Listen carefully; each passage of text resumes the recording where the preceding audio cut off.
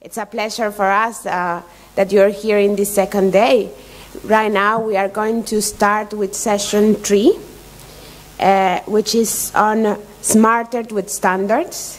Today we have as moderator Robert Lewis-Lettington, Chief Legislation Unit of UN Habitat. Thank you so much.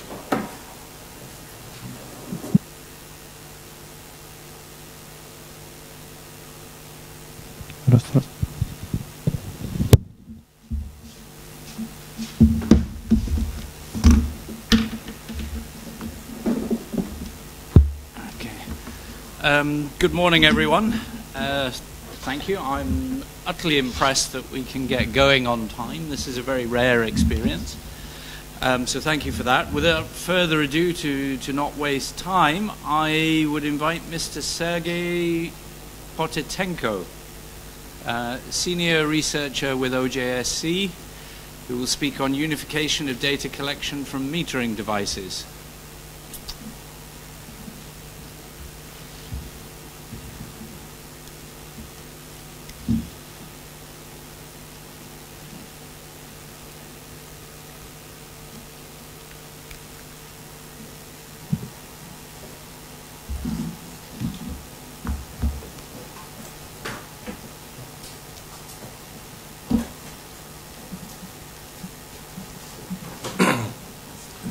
Доброе утро, уважаемые коллеги. Потitenko Сергей, старший научный сотрудник ОАО «Гипросвязь».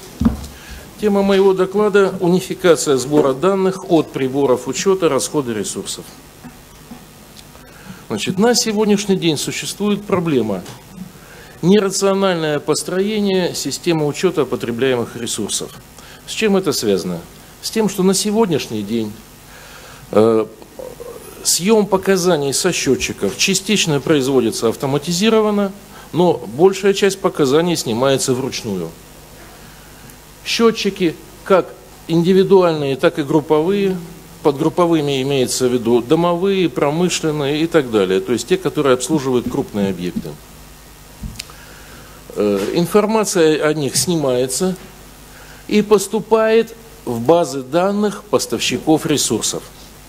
Как я уже сказал, съем осуществляется, как правило, вручную, то есть специально назначенный человек ходит, записывает показания, по телефону или иным способом передает оператору, который вводит эти данные. Естественно, что о своевременности и достоверности этих данных, вопрос остается открытым.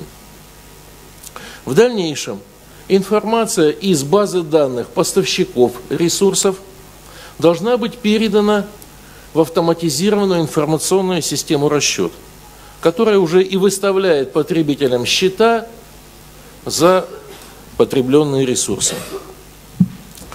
На сегодняшний день имеется несколько сотен автоматизированных систем, которые учитывают потребляемую электроэнергию. Но фактически многие из них сделаны самыми разными поставщиками. Единого стандарта, формата данных нету. И получается, что расходы людских и временных ресурсов на преобразование информации, которая требуется для введения в систему расчет, крайне велики.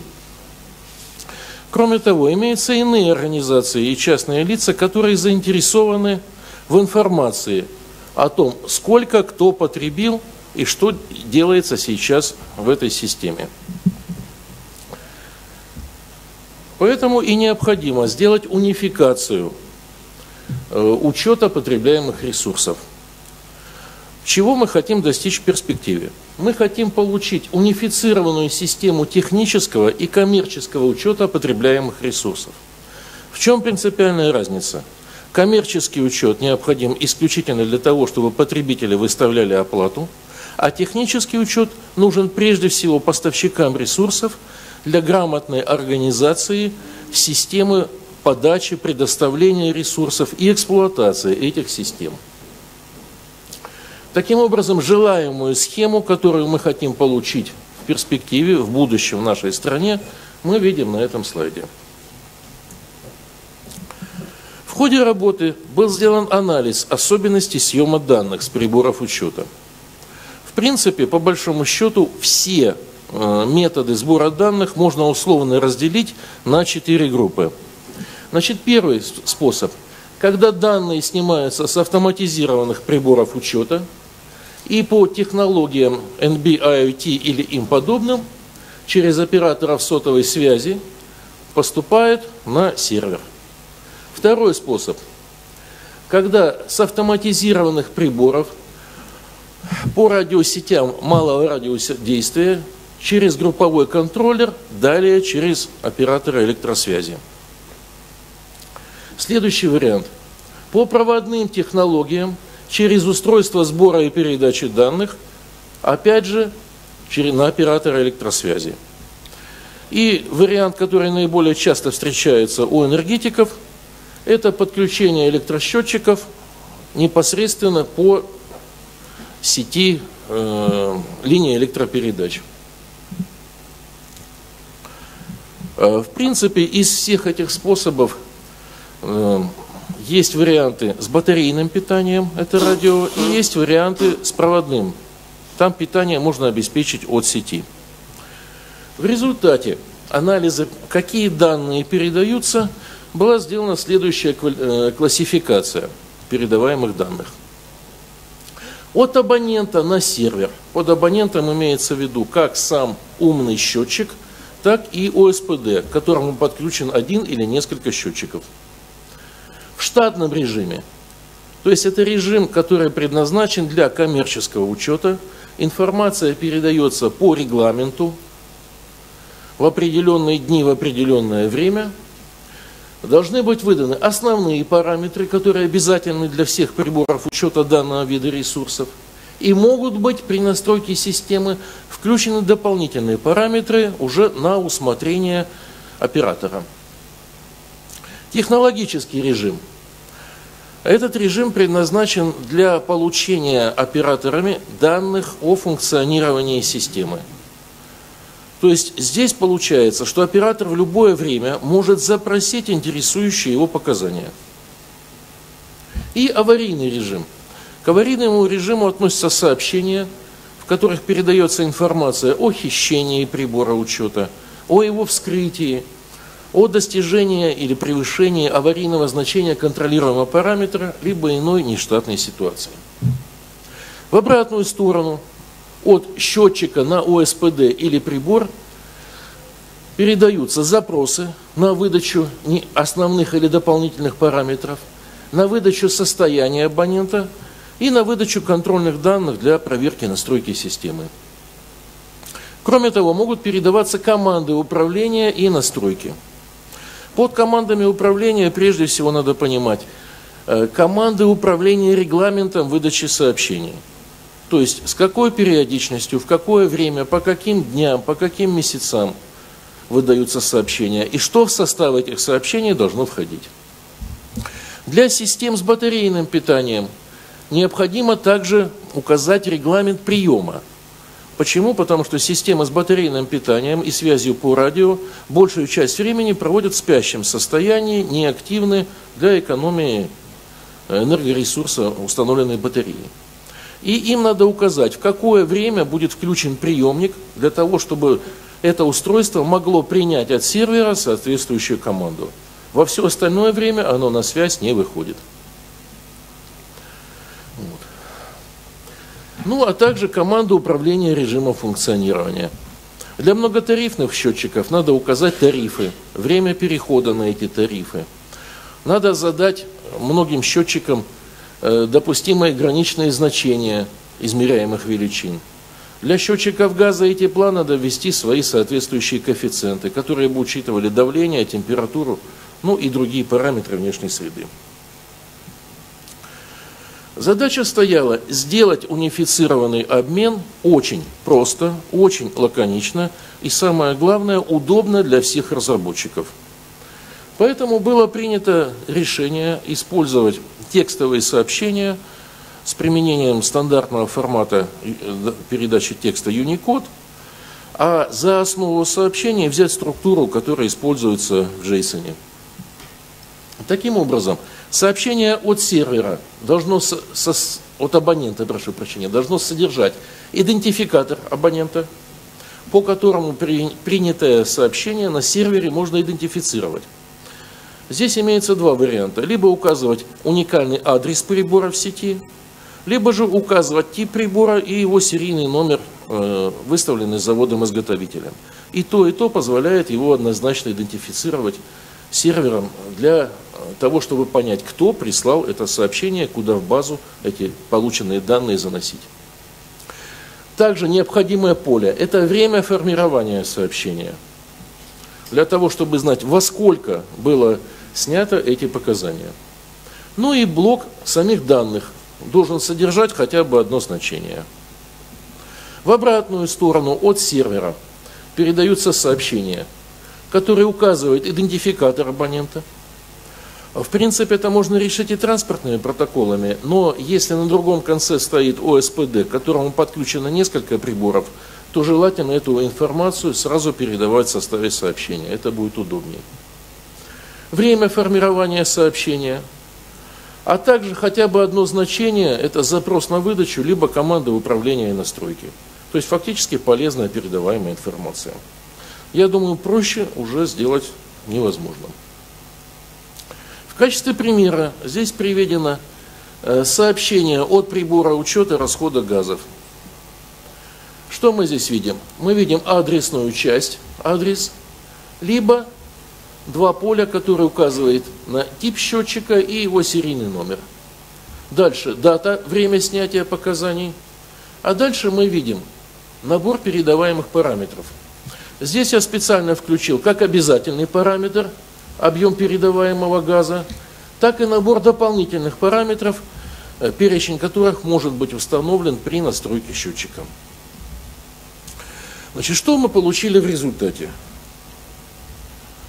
На основе анализа учета потребления конкретных видов ресурса, особенностей приборов, которые сейчас выпускаются и планируются, особенности интерфейсов, их подключения.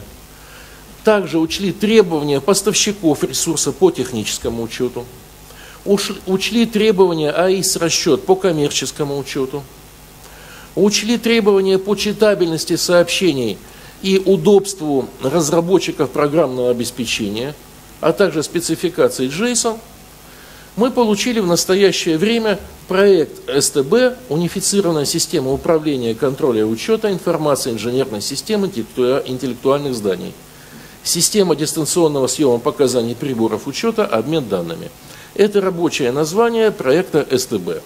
В ближайшее время этот проект будет закончен. И все те нюансы, все те особенности, о которых я вам сейчас только что кратко рассказал, будут там изложены в полной мере. Доклад закончен. Спасибо за внимание. Прошу вопросы.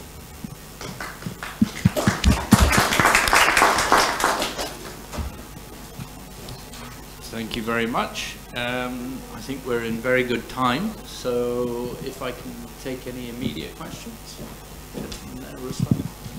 Спасибо за доклад. Очень интересный, технически проработанный концепт предложен. Вот такой вопрос. Мы тестировали летом аналогичную систему доставки данных со счетчиков для сети Ростелекома. И столкнулись с такой проблемой. То есть многоквартирный дом, 4500 счетчиков. Это на квартиру порядка 8 счетчиков приходится. Это вода, газ, электричество. И в основном используют технологии и протоколы LoRa и LoRaWAN. Вот. Проблема заключается в том, что существует фактор недобросовестной конкуренции, когда, вложив деньги в инфраструктуру, установив счетчики, подключив их к соответствующим шлюзам, которые впоследствии отправляют данные на сервер, приходят другие провайдеры, которые проникают в квартиры к людям и перепрописывают эти счетчики на другие точки, на другие шлюзы. И фактически вот этот единый формат — это и хорошо, и плохо. Хорошо это тем, что все будут на одном языке говорить, счетчики. С другой стороны, что в рамках недобросовестная конкуренция, это создает возможность переподключать людей на другие шлюзы к другим компаниям и, соответственно, получать деньги за обслуживание людей не той компании, которая вложилась в разработку всей инфраструктуры, а тех, кто пришел после. Вот в связи с этим вопрос, как предполагается это решать, и были ли у вас рассмотрены подобные варианты? Спасибо за вопрос. Я так понимаю, вы из Российской Федерации, да? Да. Да. Особенностью Республики Беларусь является то, что на сегодняшний день у нас нет возможности выбора поставщика ресурсов. И поэтому та компания, которая предоставляет ресурсы, та ставит свои счетчики, та их обслуживает. Вот. Я, честно говоря, не знаю ситуации, когда бы была возможность возникновения подобной ситуации у нас сейчас. Может быть, в перспективе такое и возникнет, но я думаю, что это будет решаться иными организационными способами. Ну а о тех нюансах, которые могут быть в перспективе или сейчас уже имеются, я во всяком случае о них не знаю, вот нам может сообщить Ольга Николаевна Федориева. Уважаемые коллеги, добрый день. Если позволите, может быть, я немножко дополню. У нас мы задумываем такую концепцию, когда создать централизованную систему, УСКИС, как мы ее называем, да, куда будут собираться все вот эти показания. Последнюю милю, про что вы говорите, Ростелеком, вы довели инфраструктуру до каждого дома. Но мы подразумеваем, что у нас с каждого дома мы будем использовать все имеющиеся сети электросвязи, как стационарные, так и мобильные. И на этом участке мы видим не то что конкуренцию, а мы предполагаем, будем использовать наименее затратный механизм для съема информации. Но учитывая, что Республика Беларусь страна маленькая, и мы можем себе это позволить, то есть в одну систему передавать, а уже из этой системы потребители, иные заинтересованные будут получать необходимую информацию, работать с ней, и, ну, там, и новые услуги, вот если на этот слайд посмотреть.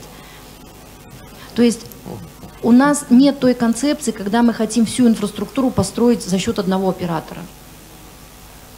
Вы понимаете, наверное, я ответила на ваш вопрос, да? Да, понятно.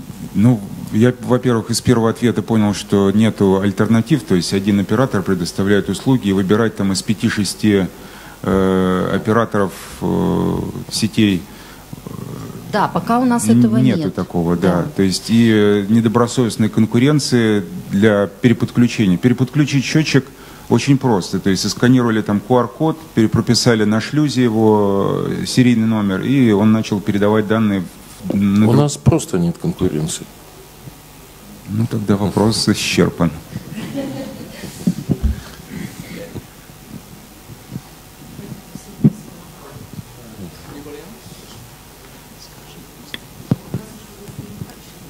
Добрый день, спасибо за выступление.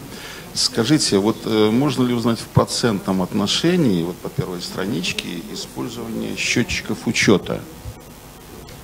Ну, то есть имеется в виду NB-IO, там остальные, на сегодняшний момент. И второй вопрос. Я так понимаю, что эта система, она как бы интегрируется с системой, которая была на прошлом заседании, это «Умный дом». Именно в части протокола обмена. Не совсем. Это продолжение вчерашнего доклада Владимира Михайловича Ивашко по унифицированной системе контроля интеллектуальных зданий. Это именно тот аспект, в котором рассматриваются особенности сбора показаний с приборов учета. Только эта часть. По технологиям, которые используются. На сегодняшний день автоматизация сбора показаний лучше всего реализована именно вот здесь, в этом сегменте энергетики с применением технологии PLC. Что вполне объяснимо. Счетчики выпускаются, электропитание в каждом подъезде, в каждом щитке, где размещены счетчики, имеется. Модем PLC стоит на ближайшей подстанции, все удобно, все реализуемо. Что касается автоматизации учета других видов ресурсов, воды, газа, тепла, Здесь ситуация гораздо печальнее. Поквартирный учет реализован очень-очень слабо, только в самых последних домах. Вот. Общедомовой учет реализован, но опять же в каждой ЖЭС, каждая организация решает это по-своему. То есть групповые счетчики, да, используются. И чаще всего используется для групповых счетчиков именно проводное подключение. Эксперименты, которые были в прошлом году с технологией NB-IoT, показали некоторые нюансы, что не все так хорошо, как рекламируют производители этой технологии. Во-первых, стоимость самих модемов NB-IoT оказалась не такая низкая, как планировалось. Во-вторых, дальность. Для обеспечения той дальности, которая заявлена в рекламе, расходуется большое количество электроэнергии от батареи. Соответственно, ресурс батареи не соответствует заявленному сроку ее жизни. Если продлевать ресурс батареи до 5 лет, то дальность связи оказывается совсем маленькая. В результате представители эксплуатирующих организаций вынуждены ходить вдоль домов, а зачастую ходить и по подъездам с переносными устройствами, которые по NB-IoT или другим технологиям снимают данные из квартир, не заходя в саму квартиру. Все-таки это не совсем удобно. А наша цель сделать автоматизированную систему, которая по максимуму исключает участие человека. Поэтому о процентном соотношении, сколько каких технологий сейчас где используется, говорить еще рано. Степень автоматизации крайне низка, а то, что используется, чаще всего находится в режиме опытной эксплуатации. И вот еще такой вопросик, в довершение. А LoRaWAN вы вообще не использовали? Или были какие-то тестовые варианты? LoRaWAN были тестовые варианты, но есть особенности, нюансы у этой технологии. Она хорошо работает в сельской местности при малой плотности населения. В городской среде, где имеются помехи в том диапазоне, который она использует, как правило, это 868 МГц или какой другой, который свободен от получения лицензии, работает множество других радиосредств, которые, во-первых, мешают ей, что снижает радиус, это раз. А во-вторых, у LoRaWAN есть такая особенность, что она очень плохо относится к пиковым нагрузкам. Если, к примеру, нам надо снимать показания в 0 часов 0 минут такого-то числа, и все счетчики одновременно начинают передавать эту информацию, она, мягко говоря, затыкается. Плюс ограниченное количество подключений на одной и той же частоте. Мешают они друг другу. Поэтому, если использовать LoRaWAN, то LoRaWAN надо использовать с выделением ей отдельного участка радиочастотного спектра, платного, защищенного. А на это пока никто из наших операторов идти не хочет, чтобы платить за радиочастотный ресурс. Поэтому LoRaWAN у нас как-то и не очень пока. Okay, I'm going to have to cut things there. Thank you very much, and I will move on to the next presenter.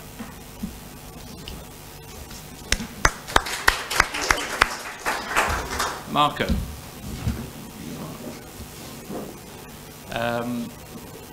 Marco Carugi, working for Huawei, is going to speak on the Internet of Things and Smart Cities, perspectives and advances in technical standardization areas.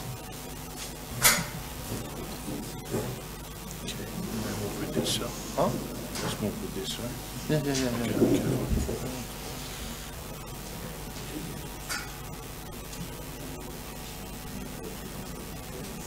Okay, it works, okay. Okay, thank you, and good morning all. Let me thank first the host in Belarus and ITU for the invitation. I work for Huawei Research, but actually here I'm more in the role of rapporteur in Study Group 20, where we are doing standardization for IoT and smart city and communities. And this speech is about focusing on what I'm doing in my group. We are doing in my group in question 2, use case requirements across verticals. Somehow it wants to be a little overview about some concept about on IoT standardization, some elements what we are doing to give you an idea. It's a vast domain, so it cannot be in a short time identify the different activity or detail. But I hope this, with the help also of support other colleagues here, for example, from Russia Federation, we have active participants in Study Group 20. All participants here may have more find attractive what we are doing standards in ITU and maybe participate, obviously offline, by email and so on. We are here also to help to introduce more in the activity on standards. So starting with this, I will introduce briefly a few slides about the role of standards and then some perspective and advances on some technical standardization area, actually a few elements. And I have more slides in the set that I will present. You will find maybe more information when you access the website. So the first thing I want to mention is that IoT, defined as a global infrastructure in ITU, will benefit from the integration of many technologies, more and more mature, more and more standardized. So you see here a number of very hot topics of technology that can be integrated. Some are more mature, some are less. We talk about blockchain, artificial intelligence, and the new frontier, but we talk about cloud, advanced sensing, or big data management, security, privacy, and trust. So in this area, there are already ongoing standardization and specification that could be reused as much as possible in IoT. But at the same time, when you put this together, we may find lacks, issues, how to integrate this in terms of missing standards or competition in standards. And also we need to address the specific needs to adapt a technology to the stakeholders of the IoT. And IoT, different ecosystem, different stakeholders, different requirements. The other slide I have here is about the complexity of the standards. This is a picture about the Alliance for IoT Innovation. I work here, and actually early last year we produced this picture in continuous evolution. Other pictures similar, even for open source projects, about the fragmentation of vertical organization for standard and horizontal organization. And all of this shows that we have a complex environment. The interoperability is a key topic. 40% of the economic impact comes from interoperability in terms of IoT adoption. So we need to promote this interoperability. So International Organization for Standards and ITU and ITU is clearly a key actor, among others, but a key actor should promote more and more convergence, harmonization of standards. In this activity, we have also another growing issue in general, not only in IoT, the open source. There is a lot of activity in open source. Open source projects go very fast. Traditional standardization like SDOs, ITU, ISO, IC, they need to cope and adapt their standardization process to the speed and the flexibility of the open source activity and collaborate as much as possible. This is, without going into any detail, is showing that this standardization journey of IoT is really ongoing, and there is a lot to do. This is a study for the European Commission with the Alliance in Europe, identifying standard gaps, not only technical, but societal business gaps. It's a study of last year, reconducted at the end of 2017, reconducted in 2018. So there is work to do, and this type of activity over the picture can help to promote work in standardization. And then is, as nobody has presented in detail, Study Group 20 is the consolidated study group in ITU for IoT and smart city standards. This is the structural question, working groups. I'm working this question too, but others dealing with architecture, security, privacy for IoT, smart connectivity, assessment, and research on terminology, emerging technology. All of this is a global picture and quite dense activity. Next meeting is in April. So to give you some idea about the perspective, this is quite a general point, but I want to show here because it's really the trend. Until now, still now, we have in many cases application-specific verticals. So we integrate, but in the specific domain. This integration creates problems in perspective, doesn't scale, limits the evolution, because every time I need to add something is complex. So the idea is that we go to add common capabilities, common function, we call it platform. It's an abused term, a marketing term. Platform may be different types. These common building blocks in the middle create the interaction between what are the infrastructure for sensing, for social networks, for devices of every type, legacy device, and the application. The idea is to create multiple applications that can reuse the same platform with common components and specific application component. Maybe dynamic component. Maybe I just adapted the basic platform to their specific needs, but it's a modular concept. So we expect that this is going to be the trend more and more. The reality is that many platforms exist, will continue to exist, and we need to have solution for interoperability between different platforms. And this is a basic picture about the reference model of ITU-T is 2012, but still we are using this model to develop a lot of specification. We have a capability layer for device, capability layer for network, capability layer for service support, application support. Mostly this is the intelligent, the core of the infrastructure, the real added value of the infrastructure to talk with the applications. And other basic work we have done is common requirements for this, or functional capabilities. But I want to highlight this yellow and pink because this is what I was saying before. Generic capability means those that can be reused across many deployments, many application domain deployments. And the pink are maybe the specific that could be modules that can adapt in the platform to support those specific requirements. And the other main concept I want to mention is the ecosystem. So, you know, ecosystem is now a popular word, and many stakeholders, they can play different roles, one or more roles, depending on the deployment. And this is a complex picture. And what is important is ecosystem until in the past was not relevant for technical standardization. But more and more is important because this complex ecosystem and different model of business need to be supported by technical converged solution, technical converged specification. So we need to ensure that the technical architecture, for example, is flexible to accommodate different models. So when we begin to have a high-level study on the ecosystem, it may be an ecosystem for e-health, an ecosystem for energy, an ecosystem for transport. When we look at this, we have some hints about what are the interface we need to have a flexible, open infrastructure and not close in the future to the evolution, for example, close to some vendors. And what I need to do in terms of functional blocks that I need.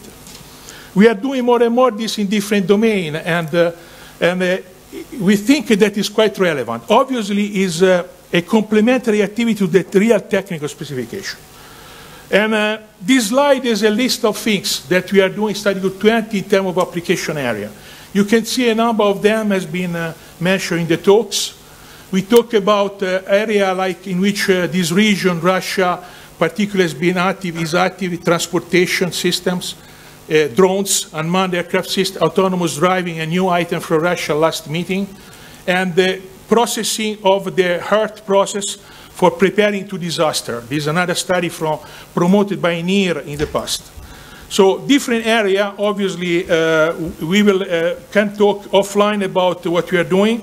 So I just have a few elements here. This is specification that we did on requirements for e-health. It just gives you an idea that we have the user, we have the human being with the device, wearable device. We have a network, we have the services. A service can be monitoring the condition of physical condition, physiological condition of the human being, improving his efficiency or improving his perception, the perception of the user. So depending on the type of application, fitness, sport, office, we may have different requirements for this service, different requirements for the network, IoT network. And this goes in terms of what has to be understood and used by the doctor, by the assistant, or the sport trainer. So it gives an idea of how the ecosystem actors need to be taken into consideration in a technical spec. Requirements for IoT to support e-health. And this is about transportation safety. So among the different studies, this is, in this picture you see there are many transport means, bus, cars, trains, drones, and actually, yeah, even drones to monitor an area. And the different sensor network provide information via a network like ITS or specific LTR and so on, provide information to the system. The system is a safety management center for transportation or a platform which aims to make a simulation, for example. I have this information, I simulate possible arrival of disaster, and in collaboration with the safety management center, I communicate alarms to the transport, to the users. The user is driving the car, or even to the transportation roads administration. This is about retail, supermarkets. Many provide of equipment in supermarket, many stores, an operator depending on the store, how many different operators for different stores, different application. So in this ecosystem, we need to identify the requirement in the network to support this flexibility, this scenario. And so this is, for example, to allow non-stop operation.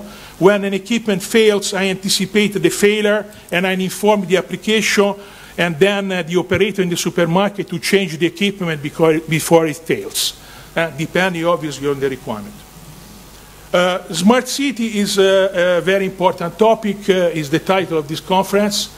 We can say that is a super domain because in smart city we see many applications altogether. This is a very simple layering. You saw yesterday more complex. And actually the projects are working on their own architecture, their own structure. So we have some senses of the city. They talk with the platform, data collection, analysis, planning, and so on. The brain of the city, and then this expose information to vertical, services for the citizen, and so on. And in this concept, what we see for now is a number of technical challenges. The speeches in this conference show that we have a point to address. Interoperability is one of the main.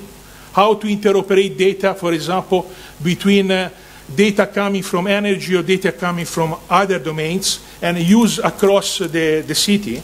And security and privacy. The information from the citizen that is private should not be shared in an open way. So we are working on these things from capability application studies. And this is only, without in detail, very high level framework for a platform of a city. Mostly the key point is the interface here. We have an interface between the sensing infrastructure, acquisition interface. We have an interface from the platform to the applications. We have an interface to other providers. For example, specialized provider to analyze data and provide more active intelligence on this data. So it's really a very high level things. But we are using this and we are at the same time cooperating with projects to specialize the platform infrastructure depending on the domain. So this is an example. This work, for example, pushed by China Mobile. They show a smart environmental monitoring. So the concept is to have a smart environmental monitoring the platform here in the context of a city. And as you can see, this platform can talk with other platforms for e-health, from government, for water management, for building, and so on. This is a quite interesting concept to interact platform that can be all usable in the context of a city or a region. So in this picture, on the right side, you can see using the model of IoT, what we are discussing in particular for environmental monitoring. So it gives you an idea. This yellow box means these are the area where we need some extension of functionality, in particular, to adapt the modules to environmental monitoring. Okay, other work is on the hubs, smart port. This is Spain, the concept in Spain to integrate many platforms. So a smart city can interoperate with the port.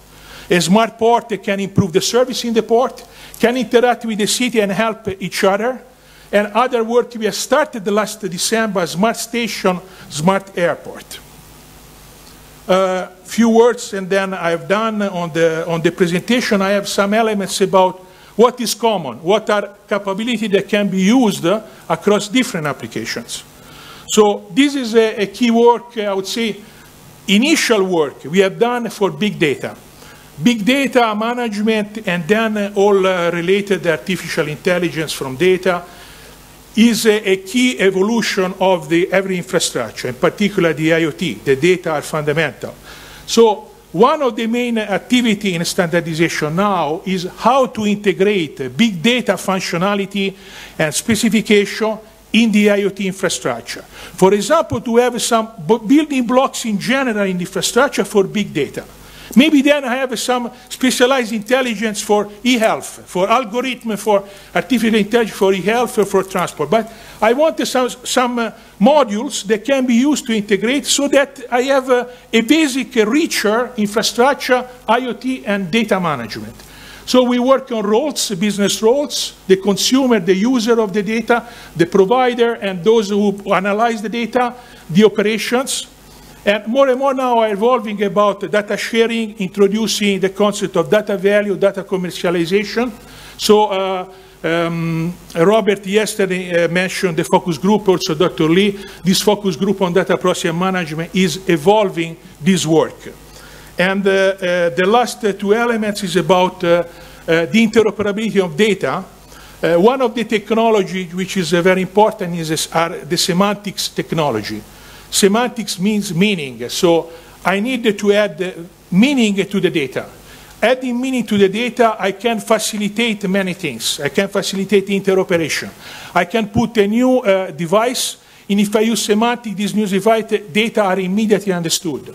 So adding information like semantics in the pyramids of data enable interoperability and easier extraction of intelligence.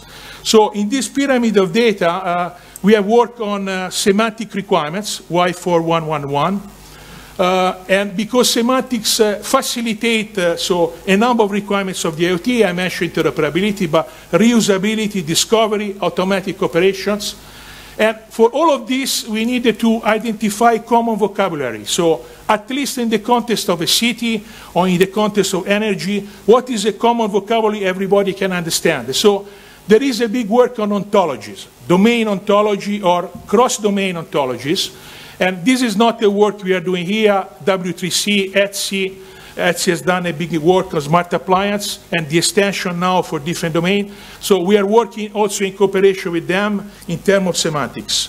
And let me skip this one. Let me mention, yesterday we talked about 5G. 5G as underlying infrastructure can also provide some features to enhance the IoT deployment. For example, this is a concept of slicing. I can have a customized supports of IoT application using a logical network over the same infrastructure. So connected car can use a logical network. The energy metering can use another logical network. Smart home can use another logical network. And I can do in this logical network what I want in terms of architecture protocols. I can experiment different things. But all of this is managed over the same physical infrastructure. So this is essentially a concept of 5G in which there is a lot to do in terms of global management. So it's not as much as so easy as we may think in this picture. But there is a lot of work on this. Study Group 20 will work with the NATO study group. Yesterday we mentioned that, but there is obviously the work to be done with 3GPP or specific groups like automotive or e-health and so on. And I would say thank you very much. If I've been too long, thank you for your understanding. Thank you.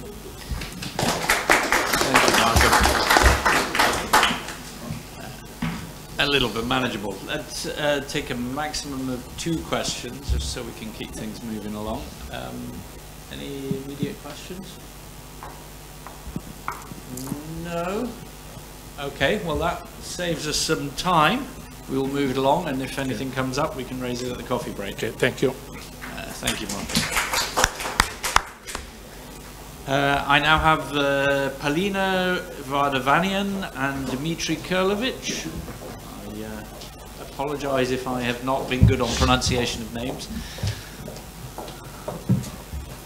On the Green Cities project in Belarus.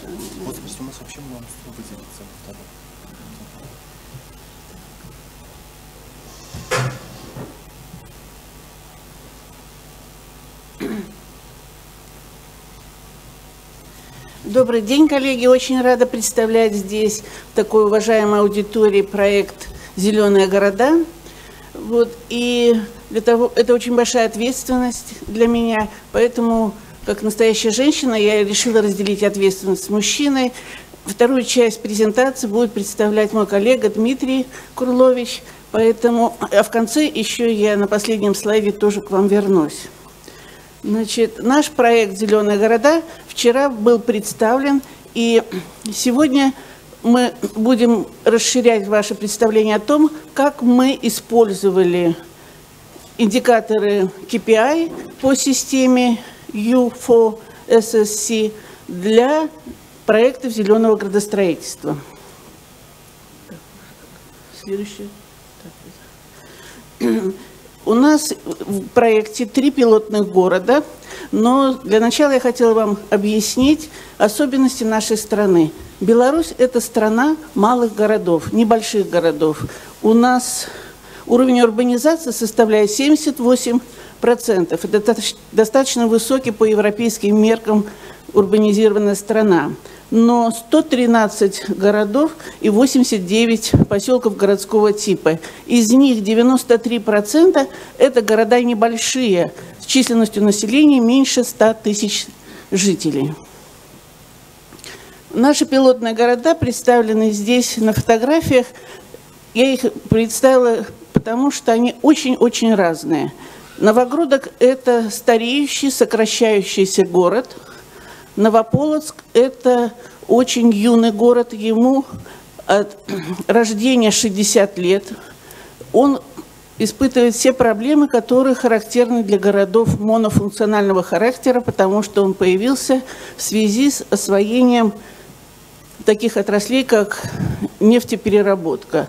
Ну и Полоцк, наш древний город, он имеет много общего с Новогрудком, и в то же время у него есть свои проблемы градостроительного характера, связанные с тем, что его ткань изрезана не только природными элементами, но еще и железной дорогой. Когда мы приступали к своему проекту и занялись измерением состояния города, мы взяли за основу вот эту вот цитату председателя Совета умных городов, который говорил о том, что городам срочно необходимо найти способ, который поможет им понять, где они находятся, где им следует быть, и оценить свой прогресс на этом пути. Причем все задачи как раз-таки укладываются в характер индикаторов KPI, но для нас ключевым словом было «срочно», потому что скорость, с которой мы разрабатывали проект, потребовала у нас использовать уже готовую какую-то методологию, потому что ни времени, ни средств на то, чтобы разрабатывать какую-то свою, у нас не было в проекте. Поэтому мы фактически стали добровольными тестировщиками большой системы KPI, которую подготовил U4SSC. Чем привлекла нас эта система? Во-первых, 3 достоинства. Первое достоинство – то, что она исключительно большая. То есть 132 показателя, которые входят в эту систему, давали нам гарантию о том, что мы ничего не пропустим. Второе достоинство этой системы было то, что была достаточно стандартизирована, четко выраженная методология сбора этих исходных данных. Для нас это было очень хорошим подспорьем для проекта. Ну и самое главное, поскольку наш проект ориентирован на устойчивое развитие городов, на достижение цели номер 11, глобальной цели, то, конечно, вот этот вот документ по внедрению системы индикаторов для достижения цели номер 11 сыграл решающую роль. Приступая к анализу городов, анализу состояния городов, мы, конечно, должны были собирать данные. Для того, чтобы вас освободить от этих цифр и сложностей, которые мы испытывали при сборе данных, я хотела показать 3 слайда последовательно, где вы сами увидите о том, какие похожие и какие разные, одновременно похожие и разные эти города. Вот это город Новогрудок, и характеризуя данные по его жилищному фонду, мы смотрим и видим, что там есть особенный фонд. Это слайды, показывающие, это картинка, показывающая исторические здания. Очень большой фонд у нас носит сельский характер и характерная для Республики Беларусь и других постсоветских стран застройка, которая расширяет территорию городов за счет возведения микрорайонов и коттеджных поселков. Вот не похоже на Новогрудок, Новополоцк, но мы видим те же приемы, расширяющие город, и которые удаляют вместе с тем город от цели устойчивого развития. Это микрорайоны и коттеджные поселки. При этом в Новополоцке очень большой жилой фонд, который виден на картинке снизу, да, это из космоса. Так выглядит микрорайон, и наши архитекторы, градостроители любят говорить, что, видимо, задумка была такая сложить из этих домов аббревиатуру СССР, но на самом деле это не так, это получилось случайно.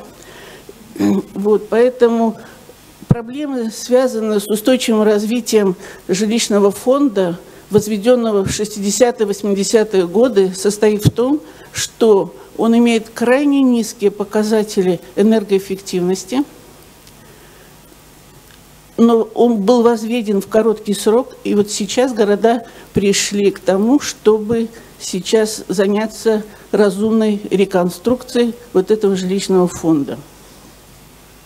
Ну и город Полоцк с теми же микрорайонами и коттеджными домами, и застройка, которая относится тоже к исторической. На первом этапе, собрав сведения, мы пришли ко второй задачке решению и надеялись, что нам индикаторы KPI в этом деле помогут. Мы пришли к какой-то обобщенной оценке. Нам предстояло превратить наши данные в какую-то оценку, и мы пошли на то, чтобы посмотреть вот эти 3 столпа, 3 колонны устойчивого развития. Это структура KPI, изложенная по этим 3 компонентам, и попытались вывести какую-то общую оценку за счет того, чтобы применить метод тройной нижней линии. У нас не очень получилось, но зато мы нашли другую форму визуализации. На мой взгляд, это очень удачная визуализация индикаторов. И эта форма визуализации в виде паука, как мы его называем, паучок ласково, она как раз-таки дает представление одним взглядом ухватить, насколько город близок к своему зеленому состоянию, насколько ближе заполненные оси к внешнему кругу, настолько город более зеленый. Поэтому мы при помощи индикаторов KPI сумели сравнить города и считаем, что это большое достоинство нашего проекта.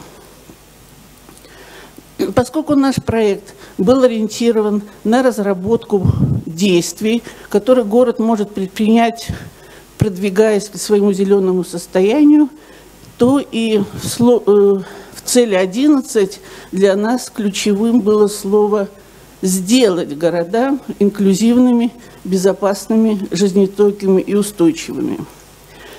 Ориентация на другие цели устойчивого развития в нашей работе были достаточно сложны. У нас еще отношения с этим делом не сложились, потому что, например, цель номер 13, о которой упоминал предыдущий оратор, она у нас пока не имеет городского измерения, поэтому мы решили сосредоточить основные усилия на цели номер 11. Нам очень хотелось, чтобы индикаторы KPI помогли нам найти ту заветную кнопочку, нажав на которую мы бы получили сразу рецепт, как надо действовать, чтобы приблизить каждый город к зеленому состоянию. Но такого чуда не произошло. Самое существенное для нас оказался в методическом плане вот этот вот сдвиг индикаторов, которые характеризуют умный город. Они показаны на диаграмме штрих-пунктирной линии, и зеленый город, и устойчивый город, который показан зеленой линией. Об этом нас предупреждали эксперты еще в начале пути, но мы, не попробовав, не понимали, какие сложности для нас это вызовет. Поскольку проект ориентирован на низкоуглеродное развитие, на устойчивое развитие, то, конечно, часть индикаторов связаны с отслеживанием, насколько он умный, у нас в первой итерации не учитывались или в меньшей степени учитывались. Вторая проблема методического характера сложилась тем, что общий какой-то индикатор для всего города не давал возможности нам приступать к второй цели, когда мы должны были разработать для каждого города стратегию. Поэтому мы обратились к такому индикатору, по-моему, номер 60, где было сказано, что он называется «Городское развитие и территориально-пространственное планирование», и он рекомендует или характеризует город как умный, если у него применяется такая инновационная методология, как пространственный анализ или ГИС-системы. Вот, поэтому вторым прорывом для нашего проекта было как раз применение вот этих технологий, о которых более подробно на примере пилотных городов и расскажет Дмитрий.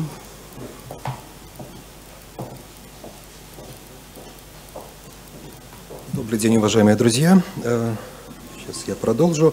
Как уже сказала Полина Генриховна, важной задачей при изучении городов является пространство, и пространство невозможно исследовать без карт. Без карт, без информационных технологий. И, в общем-то, географические информационные системы как раз-таки позволяют создать такой ключ, инструмент, который позволит проанализировать город внутри, выявить его особенности, недостатки. Для этого нами использовалась информационная система компании ESRI ARGIS. Для 3 пилотных городов были созданы базы геоданных. Наполнены они были прежде всего информацией из открытых источников, как пространственный базис. Это OpenStreetMap, такой проект использовался, открытые данные. И вот я могу продемонстрировать для 3 городов это пространственный базис для последующего картографирования. Ну а кроме пространственного базиса в нашей базе геоданных также были включены индикаторы по различным состояниям города. То есть это и застройка города, зеленые зоны, плотность населения, транспортные проблемы. Ну и как пример результата нашего картографирования, чтобы не задерживать долго времени, я приведу буквально вот 2 примера. Первый пример – это расчет плотности населения по городу, очень важный показатель, который позволяет видеть, в каком же месте концентрируются люди, как распределено население, какие есть ключевые микрорайоны. Для этого нами использовался информационный анализ, а именно анализ плотности, то есть по каждому жилому дому в городе была получена информация о численности населения, и затем просчитано на единицу площади, в данном случае у нас представлено на карте гектары, количество человек, которые проживают. Также вот подобные карты представлены по городу Новополоцку слева и по городу Полоцку справа. Еще один показатель, как пример картографирования, это транспорт. В данном случае показаны у нас голубым цветом остановки общественного транспорта, и тоже, используя информационный анализ, мы строили зоны доступности. То есть мы видим, какие микрорайоны оказались с лучшей доступностью к остановкам общественного транспорта, какие микрорайоны, участки города являются, наоборот, удаленными, и здесь можно рассматривать, анализировать транспортную инфраструктуру и добавлять, либо убирать какие-то элементы. Ну и также эти же примеры по транспорту для Новополоцка и Полоцка. Ну и отмечу, что следующей задачей нашего исследования будет создание веб-карт, то есть все материалы картографические, которые получены в рамках анализа индикаторов. Мы сейчас занимаемся такой задачей, как использование тоже открытых источников, Argis онлайн-платформа, которая позволяет выложить эти карты в среду интернет, ну и дальше познакомить их общественность с этими картами. Также мы используем эти карты для администрации, для принятия решений в онлайн-режиме для вот такого рода анализа пространства с помощью GIS и WebGIS. Спасибо. Полина Генриховна продолжит.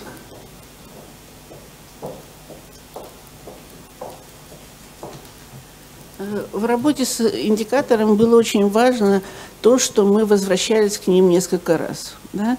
И после того, как мы уже использовали их в качестве для анализа и в разработке стратегии, вдруг обнаружилось, что те умные индикаторы, на которых мы в начале работы не обращали внимания, все-таки требуют учета и в том числе и внесения в список данных и, может быть, даже и картографирования.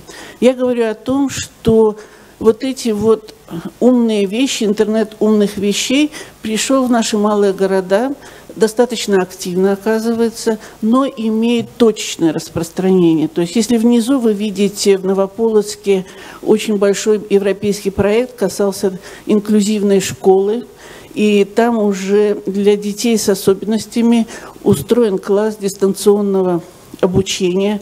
Точно так же вы видите для Полоцка наверху слева, когда добровольцы, волонтеры самостоятельно используют такие особенности IT-технологий, да, которые позволяют визуализировать утраченные памятники. Это касается и замка в Новогрудке, и вот этого собора в Полоцке. Это очень сильно влияет на развитие такой прогрессивной отрасли, как туризм. Вправо, в том зеленом углу, это как раз вот эта сеть доставок, интернет-доставок, да, когда оказывается, что Новогрудок, люди запрашивают доставку из более удаленного города Барановичи, а в правом нижнем углу, там, где женщина крестит объявление о сдаче квартиры, да, и обвешено объявлениями подъезд по поводу ремонта, это, я считаю, как раз-таки подчеркивает потенциал, еще не использованный для применения IT-технологий, да, вот в сфере жилищно-коммунального хозяйства, самозанятости и развития малого и среднего бизнеса.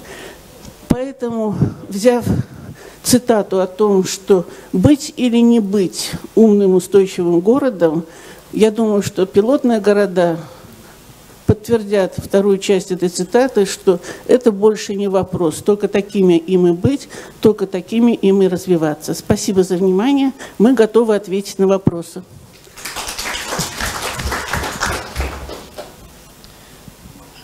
Thank you. We're slightly pushed for time, so I'll take a maximum of 2 questions again. Anybody coming up? Gentlemen there. Спасибо за доклад. Было достаточно интересно прослушать многие моменты. Вопрос такого плана. Любая сложная система, к которой относится город, использует для своей оценки множество показателей. Основной принцип оценки сложных систем – это то, что система показателей должна соответствовать цели применения самой системы. Вы используете европейские показатели. По опыту работы с подобными показателями, они, как правило, вводятся для того, чтобы производителям было удобнее, лучше продавать свои продукты и получать прибыль на этом. Это чисто из практики. Бизнес есть бизнес все-таки. Вот. Наши города предназначены прежде всего для удобства жителей, чтобы жителям, нашим людям было хорошо в них жить. Отсюда возникает вопрос. Вы оценивали, насколько соответствует система показателей или индикаторов, которые вы взяли европейские, целям наших городов? Спасибо. Безусловно, такая оценка проводилась. Она связана была с тем, что мы проверили 15 систем индикаторов, большая часть которых уже в белорусских городах применялась для оценки населенных мест в рамках программы ООН-Хабитат. Эта система действует у нас, действует с 1994 года. Мы подготавливаем такие отчеты, Республика Беларусь, силами такого института, как Белниип градостроительство. Потом мы брали непосредственно те индикаторы, показатели, которые учитываются обязательно у нас при планировании городов. Это все документы, как сбор данных предпроектных исследований для планирования генеральных планов. Огромное совпадение, часть совпадения позволила нам применять именно более широкую систему, потому что мы поставили себе задачу сделать такую картинку, из наших индикаторов, которая бы позволила сравнить наш Новогрудок, например, с городом Дубае. Такая цель у нас стояла.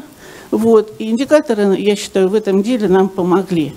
А специфика градостроительного планирования, которую мы унаследовали от советских времен, и новые требования, которые принесла нам рыночная экономика, очень здорово отражены на этих паучках, потому что этот сектор, он у нас рыженький, это как раз сектор, который отвечает за социальную политику городов.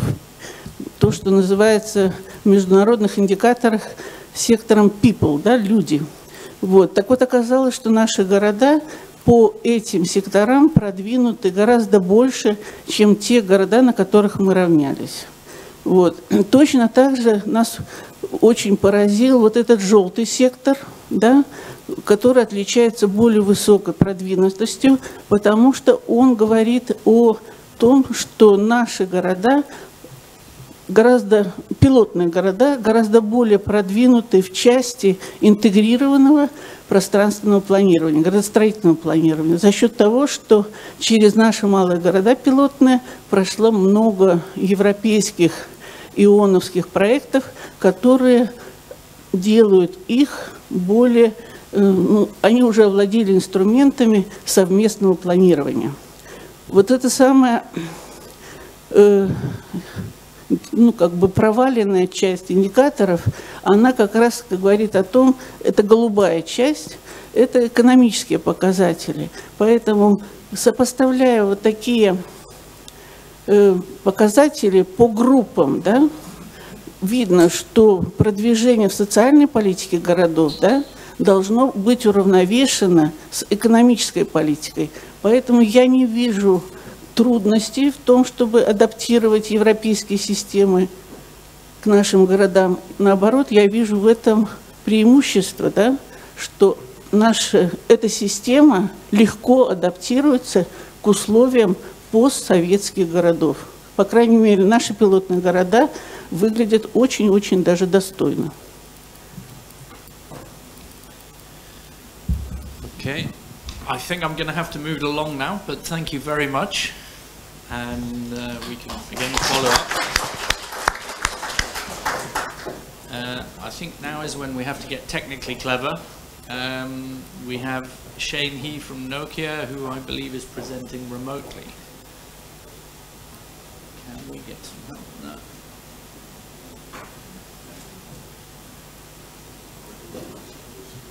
Hello, can you hear me? We can hear you. We're just looking at adjusting the screen.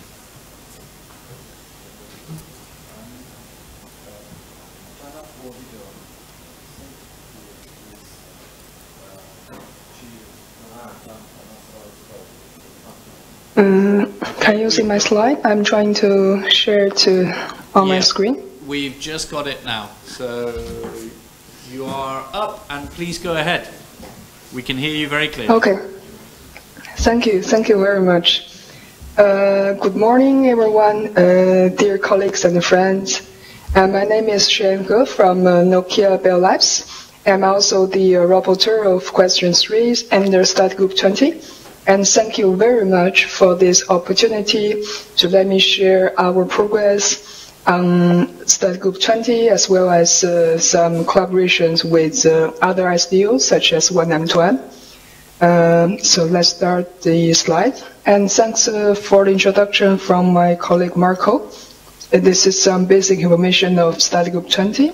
Perhaps I can jump this one. And let's see the question 3.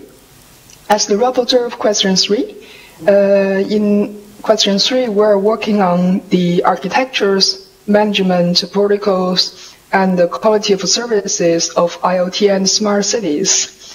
So in this question, we are working on the draft recommendations as well as research technical report on those topics. So basically, we are trying to address the questions to control network attached procedures, including mobility management, which is, I believe, is quite relevant with cities, and control sessions established and released to control network resources, which is including the QoS control. For example, smart city is a very big topic. So under smart city, you can find different scenarios. For example, for water management, smart metering, and for traffic control, the QoS control requirement should be different. And we're also trying to interact with services and applications and to interact with the legacy network. And the main task, as I list here, so basically, we're working on the reference models on IoT and the vertical industries needs, and we developed frameworks to identify the basic architecture on IoT and smart cities. So here, we received a requirement from different verticals, and we are trying to define the architecture component and references point according to those industry or the real requirements from different verticals. And we also working on the requirement on connectivity and the protocols which can support smart cities. So right now, if maybe you can hear the concept of 5G cities, which is typically to use the 5G technologies to enhance the future smart city scenarios. And we're also working on the performance requirement connectivity technologies that enable to meet those IoT requirements as well as the interoperability. Because for big platform like a smart city management platform, interoperability is very important. As well as other topics, including the control mechanism and intelligent, relevant technologies. All of them, what can enable IoT and smart cities, are all under the umbrella of question 3. So you can find more details at the link provided.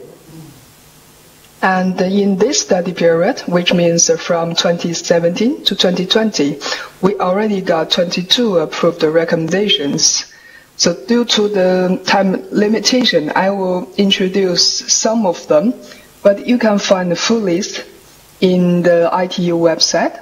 So some of them are related with devices, and some of them are related with architecture, requirements, protocol management, mechanism, and protocol binding terminology, and as well as the ontology. More than that, we also have 6 approved TRs. One of them are about the industry domain enablement, and other things are related with how to use the existing specifications to realize how to link the existing specifications with the implementation. So we provide such kind of developer guidance for the industries to understand, to use our specifications. And one important one is 1M2M use case collections. It also provides a lot of useful and typical use cases with IoT, M2M, smart cities, etc. So this is the ongoing work items I would like to highlight here. So we have a couple of ongoing work items in this study period. The main topic is IoT and smart city architecture, and other topics also including protocols which can support general scenarios for IoT and smart cities, and the keywords also including smart home and automotive. I believe those are important elements of smart cities, as well as IoT device management and blockchain, artificial intelligence. Those new technologies also a very hot topic under question 3. And you can find the list here. So we are working on some data structure and data transfer protocol for automotive emergency response system. And also we're working on the how to use radio network for smart hospital based on IoT requirements.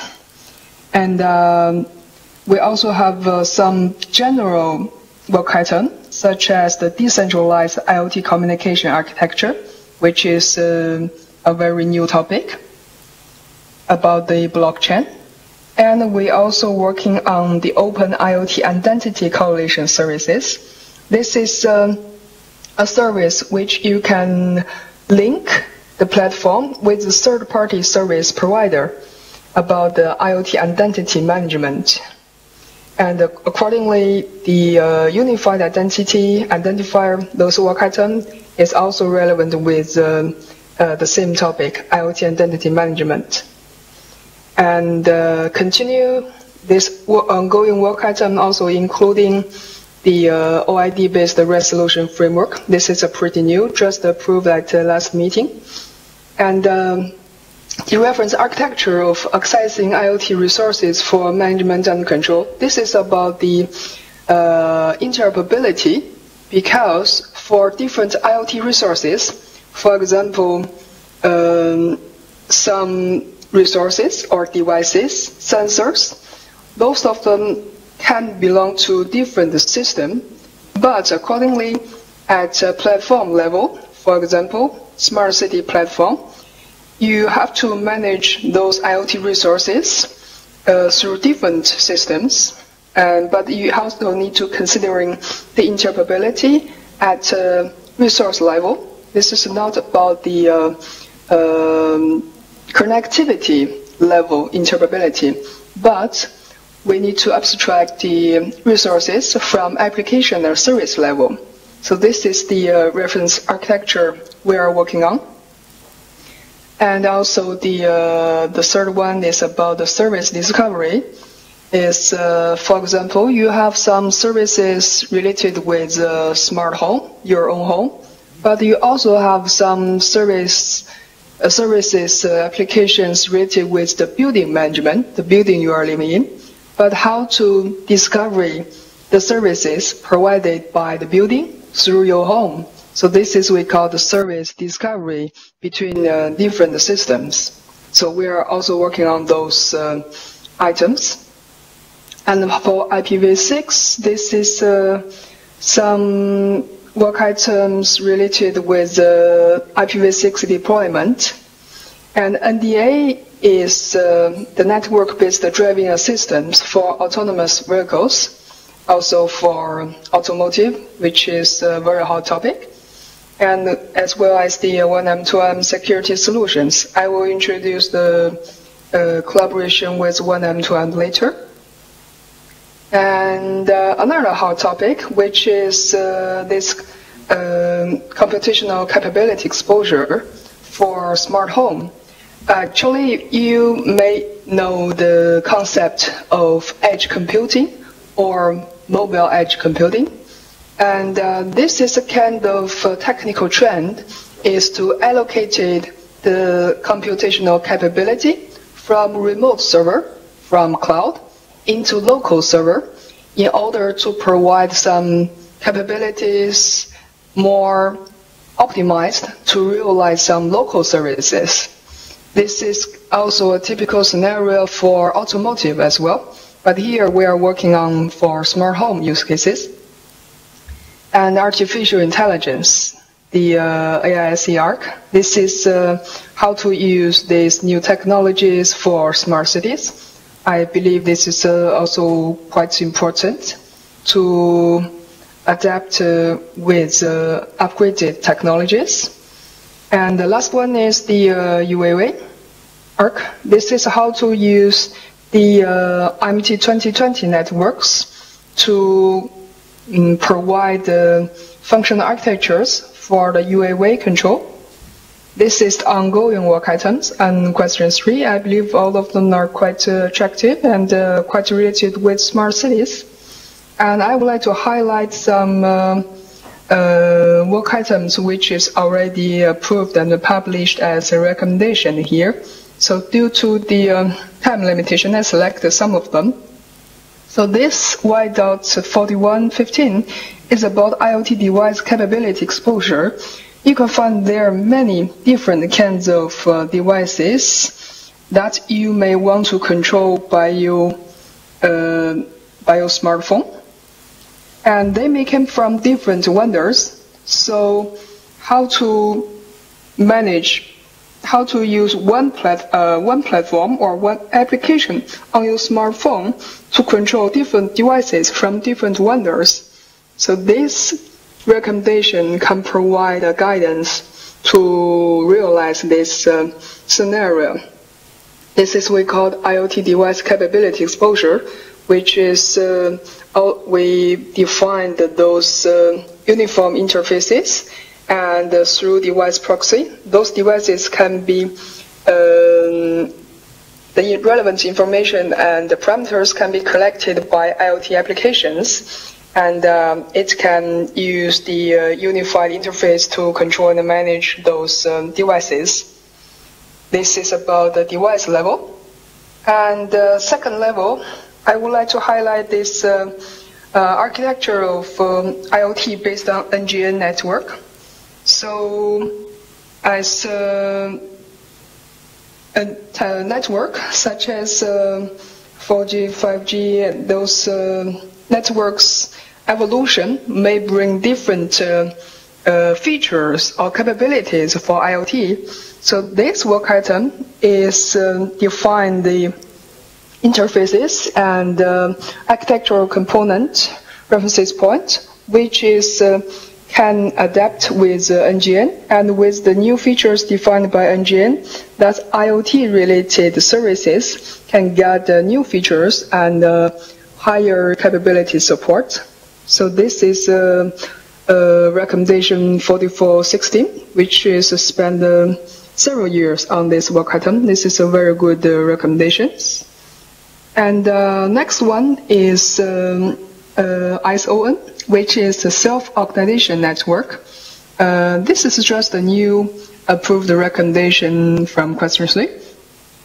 And I think it's quite relevant with typical scenarios such as a smart meeting or environment monitoring. For example, you may deploy a lot of this self-organization network in the scenario that human couldn't monitoring, or human couldn't manually control and manage those devices. It may be in some constrained areas, or it's hard to get there frequently. So those devices also need to adapt and also need to be managed through some protocols and mechanisms and automatically. So these recommendations define the framework for this self-organization network in the IoT environment. This is 4417. And next one is 4418. This is a gateway for IoT application.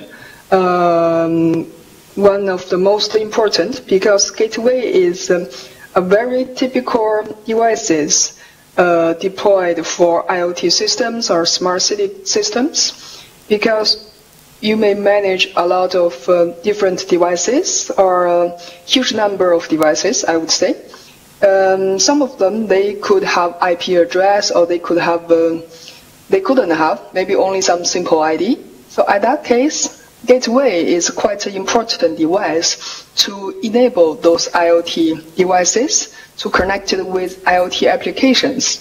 So at this recommendation, 4418, so we defined this architecture, including the entities, reference point, logic flows, how to guarantee the IoT applications can collect parameters, information, data from devices, and especially targeting the IoT applications. So this is we define in this recommendation. And the next one, this is about the 1M2M functional architecture. So ITU Study Group 20 is collaborating with 1M2M. So 1M2M relevant specifications and technical reports are in the good collaboration process with ITU Study Group 20. So 1M2M release 2 is transferred into ITU recommendations in last year. And this is the one of the important one. This is the 1M2M functional architecture. Here, as defined by 1M2M, maybe some background information about 1M2M. This is a membership which is united with a lot of ISDOs. The target of 1M2M is defining, you can know from the name, 1M2M. It's defined a unified architecture and a unified protocols to support many IoT and M2M scenarios use cases. So this one is, we call 1M2M functional architecture.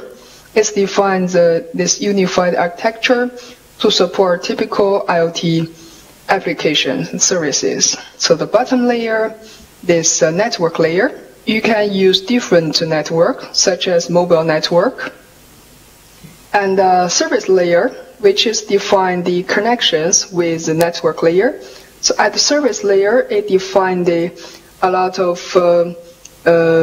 common component which can be used for support the main or typical IoT services. And at application layer, so different application vendors, they can provide their applications through the interfaces, which is called MCA here, and they can reuse the 1M2M platform and they reuse the resources from network layer.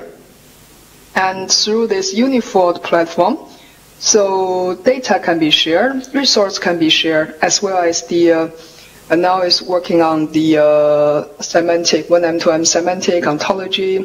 I believe at data model level, it is also important to be shared for big project like a smart city. And another technical report, which is called 1M2M Industry Domain Enablement. As I said, 1M2M defined a unified platform. It can be adapted into different scenarios. So this is one example. So at the left hand, you can find that for factory scenarios, there could be multiple factories which is connected with this 1M2M systems. And they also have maybe different subsystems like warehouse control and truck monitoring or fleet managing. And at the top, and these manufacturing vendors, they may have different applications, such as the manufacturing applications, the manufacturing control, supply control, etc. And for different verticals, such as logistic, currently they belongs to different company, maybe, but in the future it can be combined into one, so that the data from different factories and from warehouse and truck can be all managed through this 1M2M platform by different verticals. This is we call industry domain enablement, so that we can realize the collaborations through different factories and collaborations through different verticals. Here I mean factories, maybe truck management. This is one typical use cases from this industry domain enablement. There are more use cases in this technical report. You can find it through ITU website. Hi, Shane, and can I ask you here, to my start second topic, wrapping up? as I mentioned, the 1M2M lot, I would like to explain this international collaboration between ITU-T and the 1M2M. And so far, under the umbrella of ITU-T Study Group 20, there are regional groups, and they are the focus group on data processing management. And we also have this GCALT and smart cities. And ITU Study Group 20 also is taking the leading position to collaborate with other SDOs, such as 1M2M, ISO, IEC, OMA, a lot of international SDOs. I would say there's a good result or progress, which is the collaboration with 1M2M from last year and the year before. And here is the short introduction of 1M2M. As I mentioned, it's a membership united with a lot of different regional ISDOs, such as ETSI in Europe, and CCSA in China, and TTA in Japan, TTA in Korea, and RIB and TTC in Japan, and also some from US. So 1M2 also have other members collaborations with BBF, OMA, etc. So this is some introduction of 1M2M so that you can have some background information. So currently 1M2M also had some deployment based on the current specifications, because in Korea, I think Korea is a good example to show this deployment for 1M2M specifications. There's a very good example in Busan City in Korea. So based on their smart city, maybe it can bring some value or benefit for your concern. This is a smart city in Busan. They have this open smart city platform with, in the middle here, based on 1M2M specifications. Hi, so Shane, can you hear me? Yeah. Yes, I can hear you. I need to get you to wrap up because we're quite a long way over time and we're going to kill the rest of the session if we don't close down now, I'm afraid. Can I ask you to just make closing comments? Yes, sure. So thank you for the reminder. And you can find more details maybe from website. Here, this is my last slide. So we believe international collaboration is necessary, especially for big projects. So the collaborations between ITU-T Study Group 20 and 1M2M is to bring the existing industry experience to member states.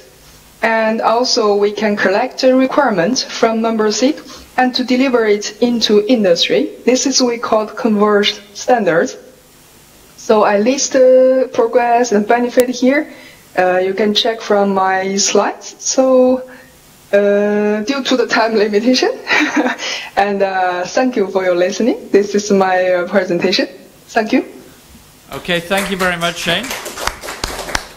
In the interest of time, I'm going to have to move straight along, which means I will now hand the floor to Ruslan Kiricek from the St. Petersburg State University of Telecommunication.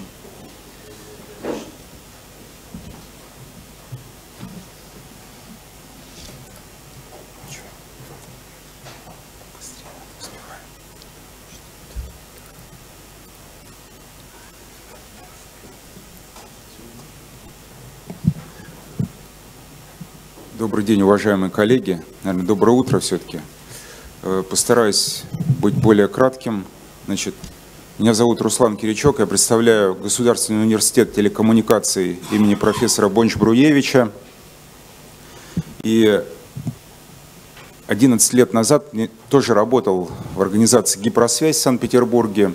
И занимались очень интересным проектом, проектировали Усть-Лугу, город будущего. Основная концепция заключалась в том, что в 2025 году Санкт-Петербург будет перенаселен, и необходимо создавать города-модули, в которых бы людям было комфортно жить, работать, учиться, и не было желания ехать в большие города и жить в тесноте, так сказать, и в обиде.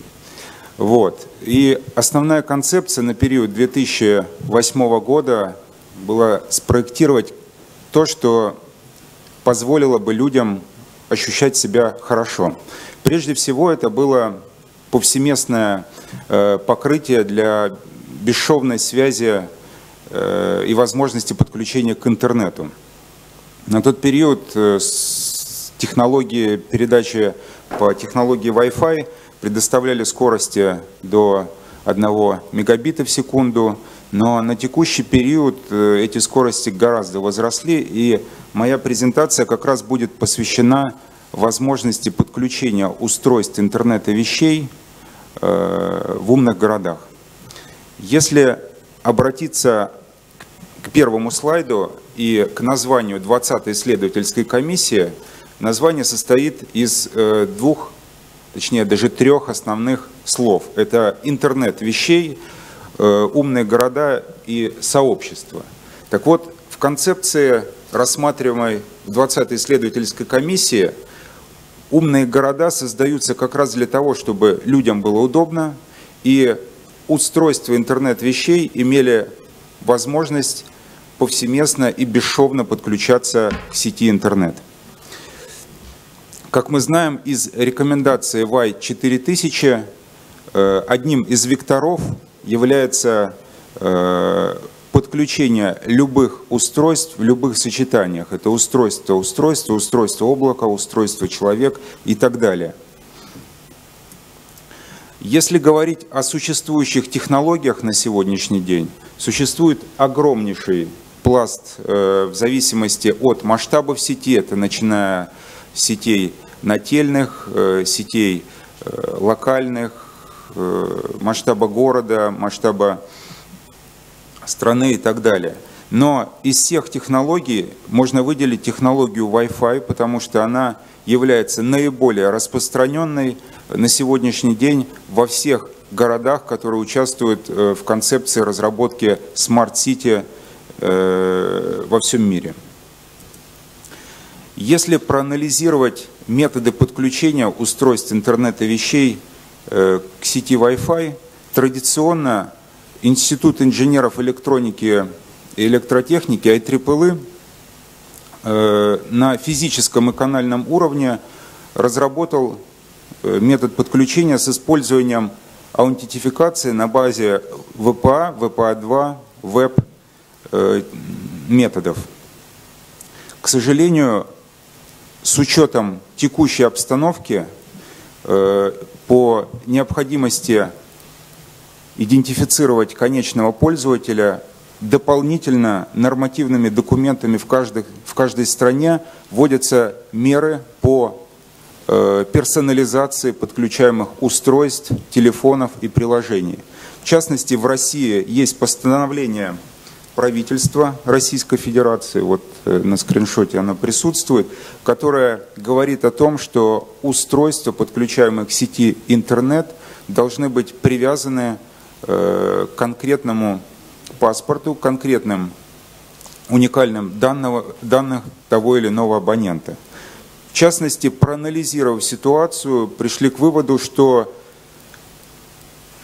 привязка к номеру сотового телефона является тем как раз уникальным параметром, который позволяет привязать физический адрес устройства к данным номера сотового телефона, паспортным данным и так далее, по которым можно найти, кто подключается к сети. Поэтому появился дополнительный уровень аутентификации на уровне приложений. Это авторизация с помощью СМС, это подключение с помощью логина и пароля, это запрос по звонку на какой-то выделенный номер, это QR-код, который можно считать и подключиться к сети интернет. И примером является возможность подключиться к сети Wi-Fi в отеле «Беларусь».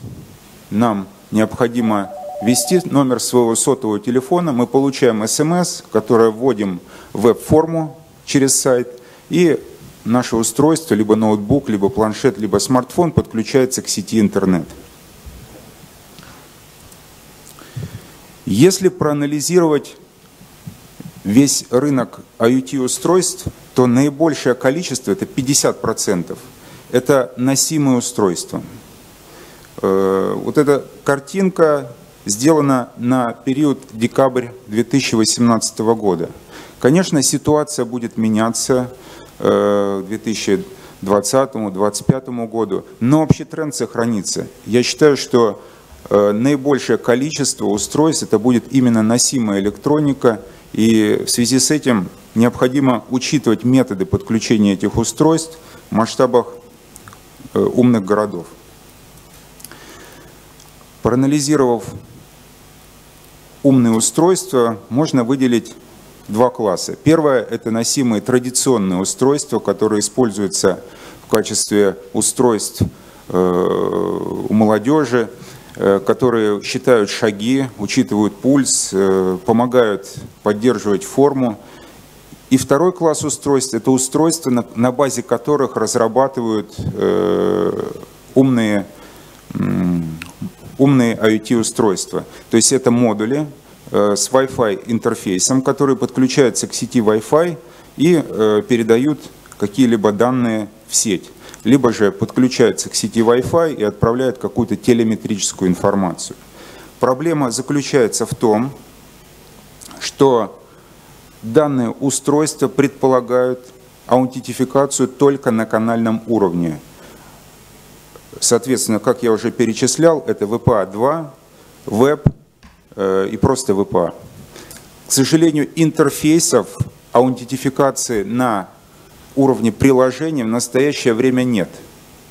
Примером могут быть умные часы. Вот компании Samsung, Apple и Huawei и прочих, у которых отсутствует интерфейс ввода через веб-форму пароля для доступа к сети Wi-Fi.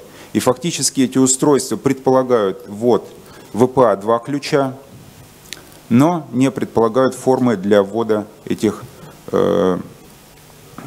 параметров логина и паспорта, либо номера сотового телефона для получения этих данных. Вчера в докладе Алексей Бородин затронул очень интересный аспект про архитектуру цифровых объектов.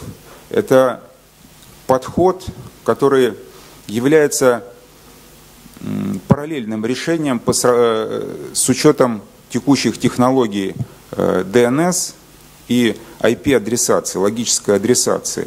Фактически надстройка в виде идентификатора DOA позволяет решить вопрос идентификации и аутентификации устройств в умном городе. На базе университета мы реализовали несколько практических кейсов, которые демонстрировали в Женеве, в штаб-квартире ООН, Международного союза электросвязи. В частности, заключались они в том, что в смартфон, помимо традиционных адресов, это MAC-адрес и MEI-адрес, которые с завода непосредственно вшиты в устройство, добавлялся DOA-идентификатор, который заносился туда либо с помощью QR-кода, либо непосредственно в прошивке устройства, которое производит та или иная компания. Например, в России в рамках Ростелекома оператор Теле2 выпускает собственные смартфоны, в которых можно вшивать этот идентификатор в процессе производства. Таким образом, мы получаем, что у нас добавляется к идентификаторам email, MAC, дополнительный DOA-идентификатор, который позволяет учитывать все существующие идентификаторы и дополнительно осуществлять проверку. Как работает архитектура DOA, я останавливаться не буду, об этом подробно вчера рассказывал Алексей, но суть заключается в следующем, что точка доступа, к которой подключается устройство, получив идентификатор этого устройства, осуществляет проверку на запрос на глобальный сервер, обращение к локальному серверу, а дальше, получив одобрение подключения того или иного абонента, осуществляет его подключение к сети. Таким образом, в масштабе города, страны, мира можно сделать бесшовную связь на базе технологий Wi-Fi и других беспроводных технологий. В настоящее время это решение тестируется на базе Санкт-Петербурга для подключения в метрополитене, в городе, в университете, и опыт пока положительный. Сетевая задержка не превышает тех параметров, которые описаны в рекомендациях Международного союза электросвязи и в приказах Минкомсвязи Российской Федерации. Вывод хочу сделать следующий, что в настоящее время, как я сказал, умные города создаются для людей и для возможности легкой и бесшовной связи устройств интернета вещей. Реализация концепций, которые описаны в моей презентации, позволят реализовать этот механизм и подключать устройства повсеместно, реализовав тем самым бесшовную связь. Отдельно хочу остановиться на том, что технология DOA является фактически международной технологией, которая поддерживает Международный союз электросвязи, которая не привязана к конкретной стране, нету администратора, страны-администратора. Каждая страна хранит базу данных на своей территории, и нету утери персональных данных того или иного абонента в случае вынесения ее за пределы страны. На этом все. Если будут вопросы, готов ответить и призываю также рассмотреть возможность реализации данного метода в Республике Беларусь.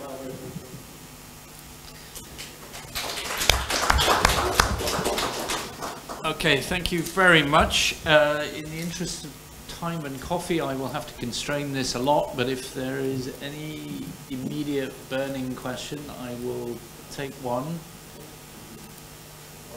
One over there.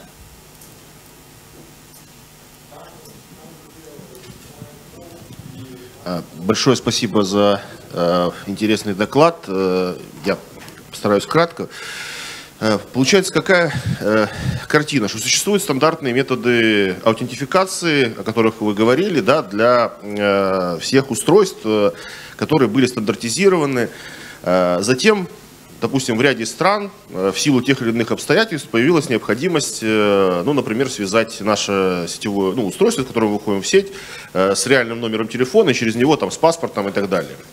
Вот. Решив одну проблему, ну или, допустим, это не только для этого, да, то есть, вот, например, мои данные паспорта никто здесь не получает, да, потому что мой номер телефона не связан с паспортом. Вот. А это просто в данной ситуации способ, каким-то образом, легким способом доставить до меня параметры аутентификации. Решив эту проблему, создалась другая, как вы правильно отметили, что теперь у нас простые устройства доступа, которые, как правило, вот в интернете вещей используются, не могут аутентифицироваться в подобных сетях. Вот у меня такой вопрос. Не проще ли договориться с владельцами этих публичных сетей, чтобы сделать исключение из правил для аутентификации этих простых устройств, чем делать надстройку, или как это принято говорить в IT-мире, костыль, который решает и обходит вот существующую систему аутентификации, вот, с целью того, чтобы каким-то образом, вот, ну, скажем так, ее обмануть, по сути, да, то есть сделать доступной и для устройств. Вот это вот вопрос, не проще ли договориться с ними и сделать каким-нибудь образом более правильное и логичное решение, вернув возможность идентифицироваться им с использованием того же VPA и так далее. Спасибо за вопрос. Этот вопрос неоднократно поднимался в ITU, вот, и в ходе обсуждения пришли к тому, что договориться можно с каким-то одним провайдером, другим, или в масштабах одного города или страны. Но если говорить про мир в целом, то необходимо рассматривать технологии, которые бы позволили реализовать это в масштабах всего мира. И в настоящее время из существующих подходов, которые поддерживает Международный союз электросвязи, этот подход представляется одним из наиболее вероятных для реализации данного механизма. Конечно, с какой-то стороны, может быть, это и костыль, но с другой стороны, это надстройка, которая позволяет не только подключать интернет-вещи по Wi-Fi, это возможность подключения оконечных устройств, работающих на технологии LoRa, ZigBee, Bluetooth и так далее. Мы протестировали на сегодняшний день порядка 8 технологий передачи данных, как проводных, так и беспроводных. Ethernet, Wi-Fi, Bluetooth, ZigBee, 6LoWPAN, LoRa и другие. Вот с Sigfox пока что не удалось реализовать. Во всех этот механизм реализовать можно. И в настоящее время разрабатывается некоторый API, программный интерфейс для реализации этой функции для устройств интернета вещей. Соответственно, вчера на региональной группе была представлена рекомендация, точнее проект рекомендации по реализации этого механизма для бесшовной связи устройств интернета вещей в умном городе. Вот. Вклад находится в стадии разработки, наполнения, но основные элементы вклада уже присутствуют. Конечно, вопрос у технических специалистов будет, что данное решение можно реализовать на базе серверов радиус и диаметр, но сразу отвечу, это в масштабах одного оператора, одного региона страны, но не в масштабах мира. Мы говорим сейчас про интернациональную систему идентификации и аутентификации устройств интернета вещей. Спасибо. Okay, I think I'm going to have to break it there just because of time. We have coffee waiting, and should have been for a few minutes. Thank you very much to everybody. I believe we probably have the customary, can I ask the presenters to come to the front to get their photo taken? And then we will break. I don't know, Reina, how long do you want to break for? Just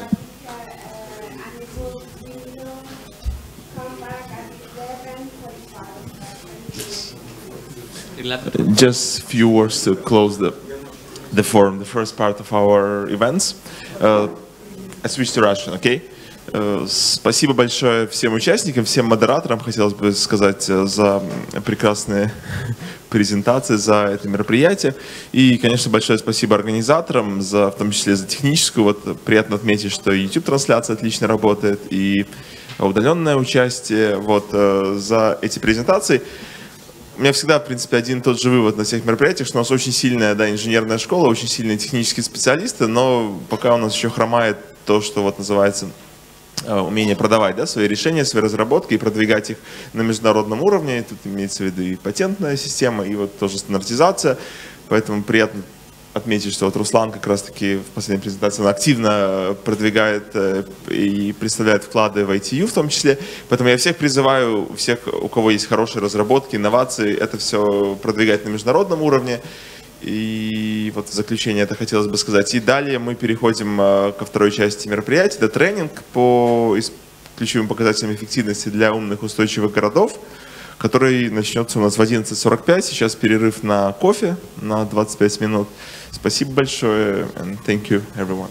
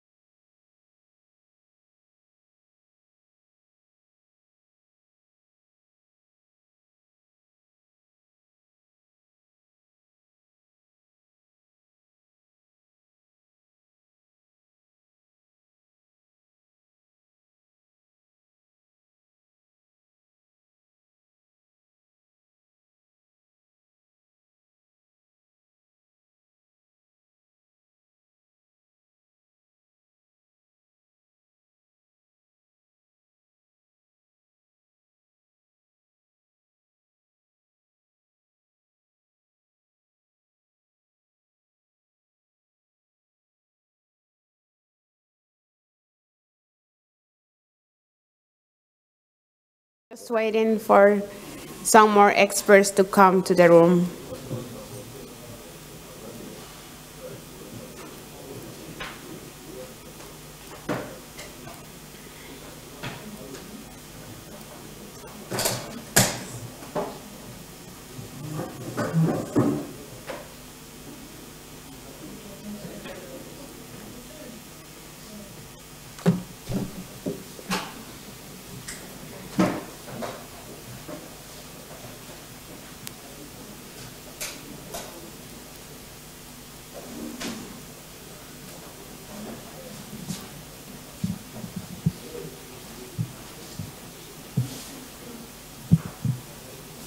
Уважаемые участники, мы переходим ко второй части нашей программы. Это тренинг по использованию ключевых показателей эффективности в умных устойчивых городах.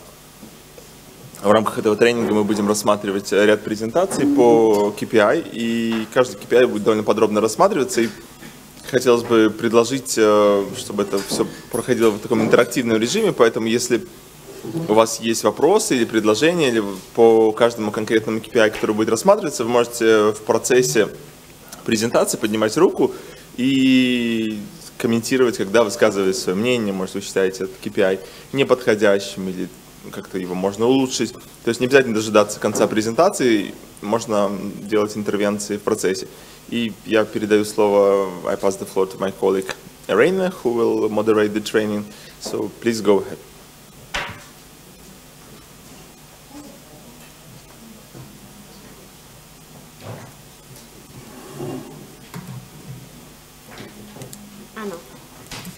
I get confused with the headset, sorry.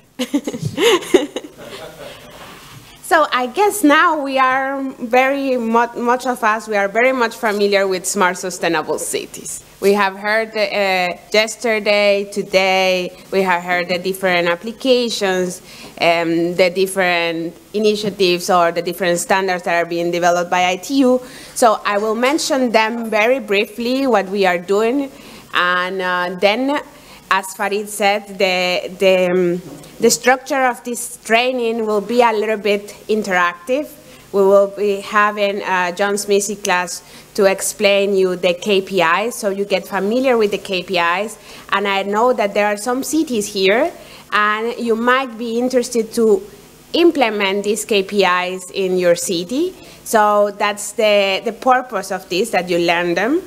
And also we will have the explanation of the case study that we developed in Moscow. And we will have Anna with us explaining it in more details, because Anna started all the process of the KPIs.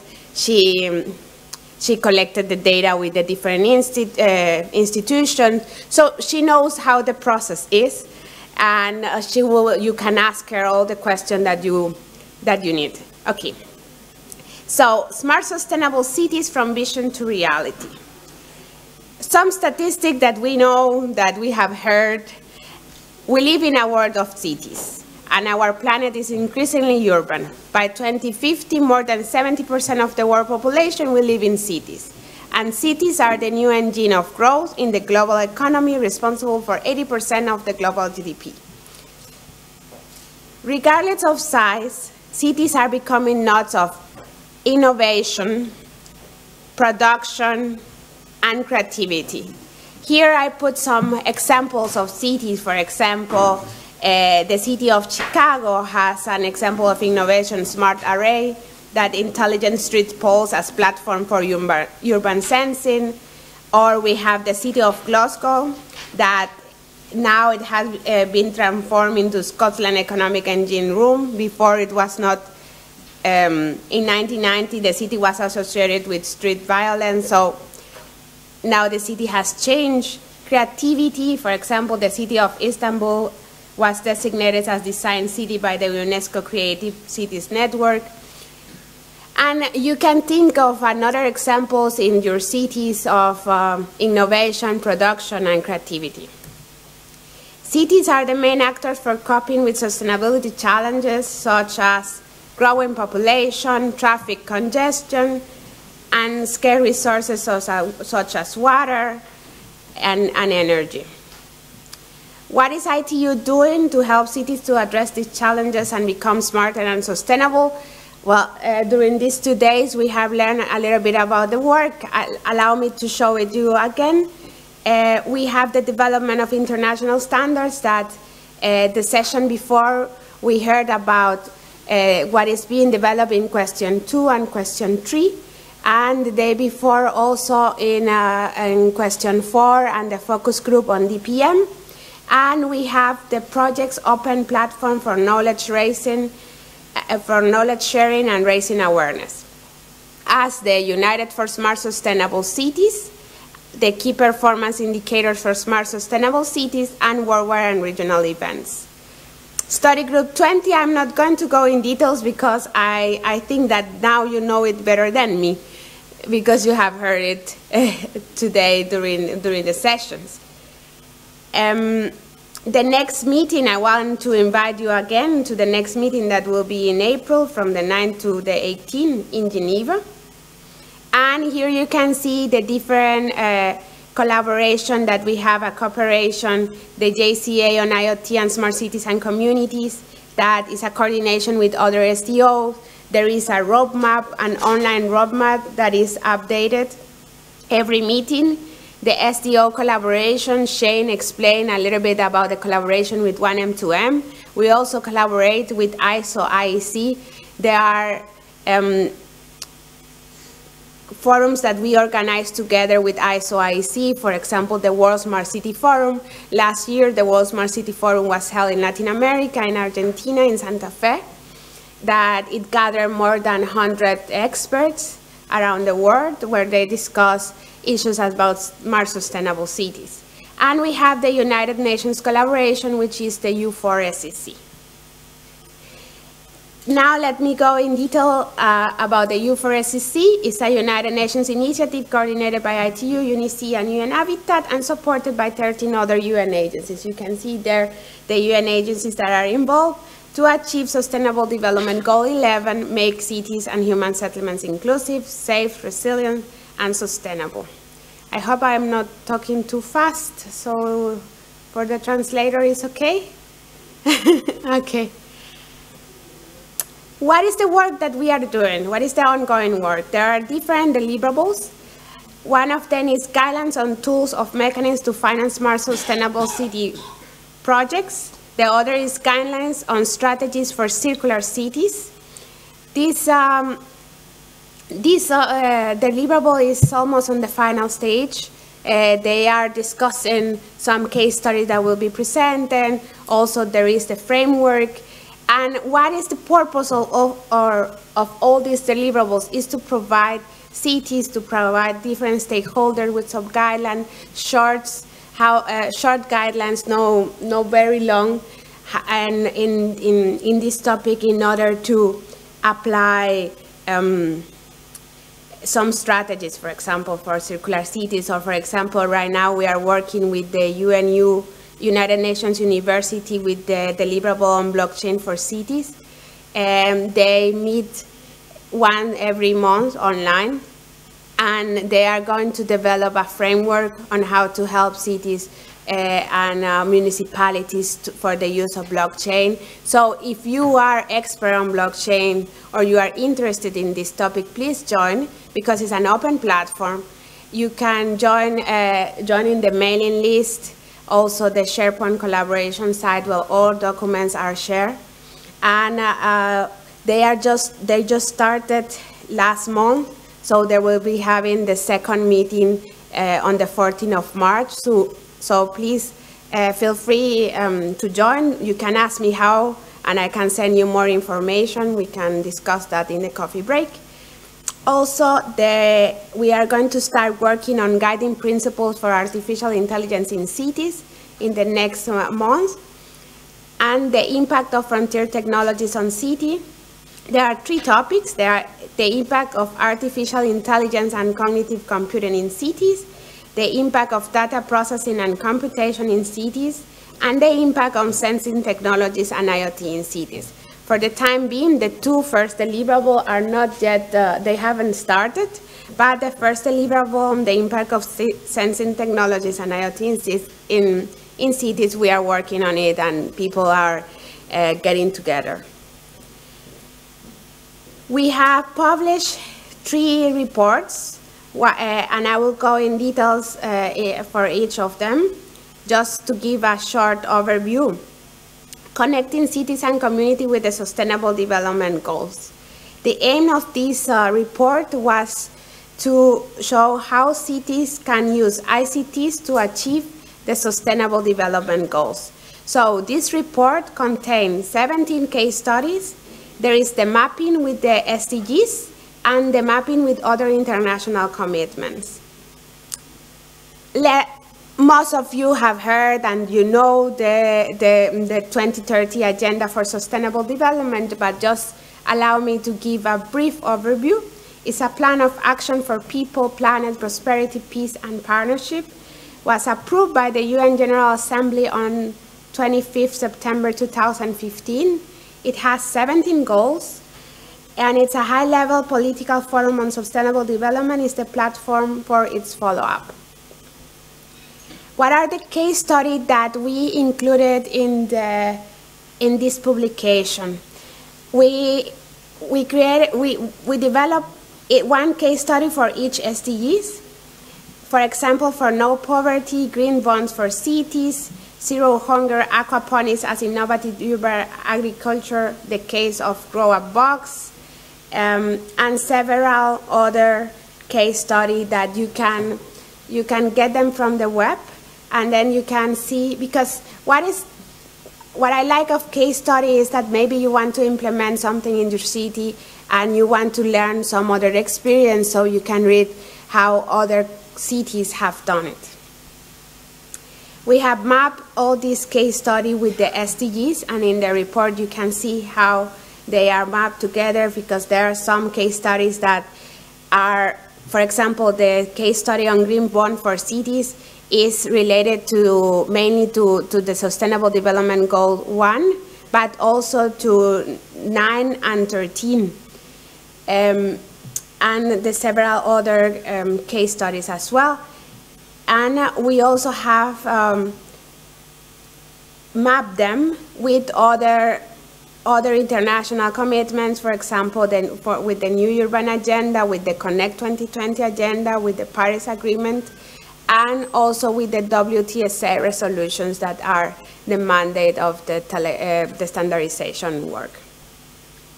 What are the key messages of this deliverable? International commitments provide a strategic approach which countries and cities have to translate in their work. Regional, national, and local governments have already started to implement the SDGs. SDGs are achievable, and all stakeholders should engage, and knowledge and good practice transfer is a good means to scale up action. Then we have the second deliverable that is on enhancing innovation and participation in smart sustainable cities. It also compiles a series of case studies, but are divided in 3 main topics: smart governance, smart people, and smart economy. What are the key highlights? What is the overview? Enhancement in innovation and participation have far-reaching positive impacts on society, economy, and the environment. The diffusion and uptake of ICT-based digital technologies enable tremendous opportunity for changing the way that cities are governed. Public services should be digitally provided in a convenient, easy-to-use manner. Public services should target high level of digital adoption by realizing the potential of digital public services while boosting the return on investment for digital transformation. Smart sustainable cities should consider providing shared services solutions in order to create operational efficiencies through savings in public funds. Smart sustainable cities should provide open data to enable easy and convenient access to city information, and to also encourage innovation and value creation by various constituents of the cities, including public and private sectors, as well as academia and NGOs.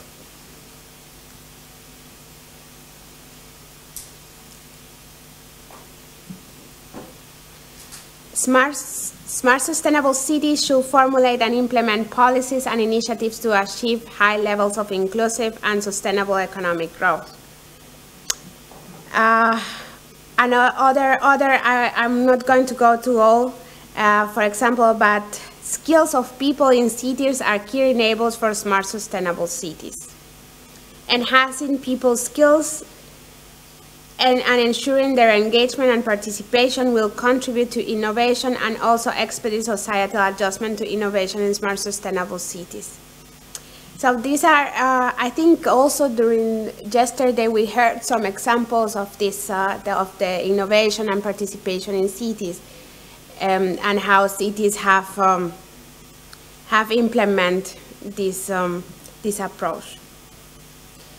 Then we have published the report on implementing Sustainable Development Goal 11 by connecting sustainability policies and urban planning practices through ICT. This provides a study of the advantages of using ICTs to support the implementation of the SDG 11 by facilitating the missing linkage that exists between sustainability policies and urban planning practices through digitally enabled urban actions. Just to give you a summary, like this guideline document underscores the measures for the successful achievement of SDG 11 by fostering the incorporation of transformative public policies into urban planning actions, and the elaborating on urban planning design values to support this technology-based execution in aspiring smart cities. It's a very interesting document, you can see, because it provides different examples, different plan of action, and I invite you to take a look at it because you can find more examples there. So right now, some questions for you. Is your city smart? Or not? Yes? Not yet? Your city where you live? Is your city sustainable? We don't know. Maybe. How can city measure their progress to achieve the SDGs? And here we have the proposal of the collection methodology for key performance indicators for smart sustainable cities. Of course, well, these KPIs you will see, it's not that they give you the solution. Oh, well, they don't tell you this is what you're gonna do, but we always tell that the KPIs is like going to the doctor.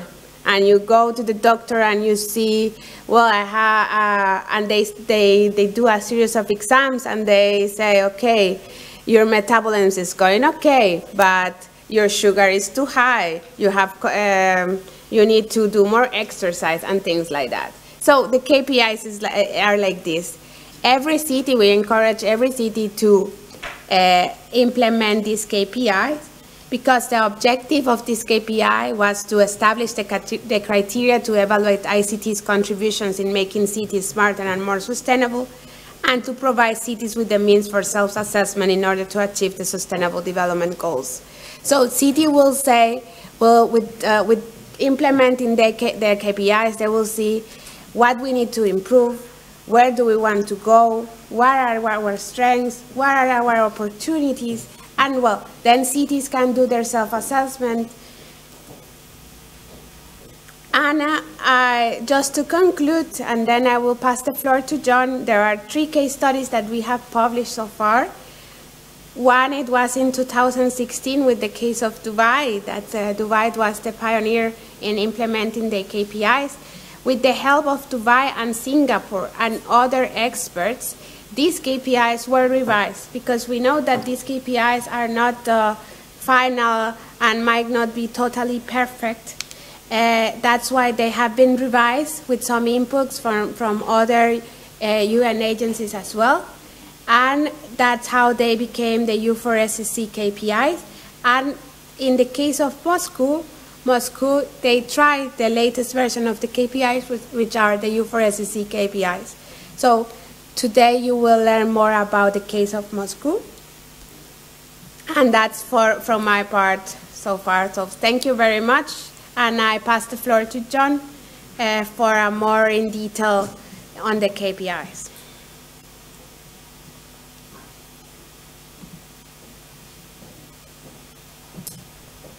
Unless you have any question. Or I let you the question to John because he's good answering questions. Спасибо большое. Это очень для нас интересная информация. У меня такой вопрос. Вы приводите примеры исследований Big City. Есть ли примеры исследований на устойчивость и соответствие ЦУР маленьких городов? Есть ли такие примеры и есть ли у вас в практике такой опыт? Understand? We have Puyi that is a small city. Sorry? It's about small city. Yeah, Puyi is a small city. It's 20,000 inhabitants. Yep, we've done Puyi in Switzerland, which is 17,000 people. Kairouan and Bizerte in Tunisia, they're about 50,000 people. Last year, under UNDCE, we did Voznesensk in Ukraine, which is about 37,000 people. And we're now working with some cities in Norway and Netherlands that are, again, small cities around 40,000, 50,000 people. And Manizales in Colombia, which is about 100,000 people or so. But the infrastructure in Manizales is also different because they are more in fields, and they have a lot of coffee areas. So they are not like just big cities like Dubai or Singapore. We are trying these KPIs also in other small cities. And what we want is that other small cities join and tell us also the experience. Did I answer your question? Or did we answer your question? Okay. I let you continue.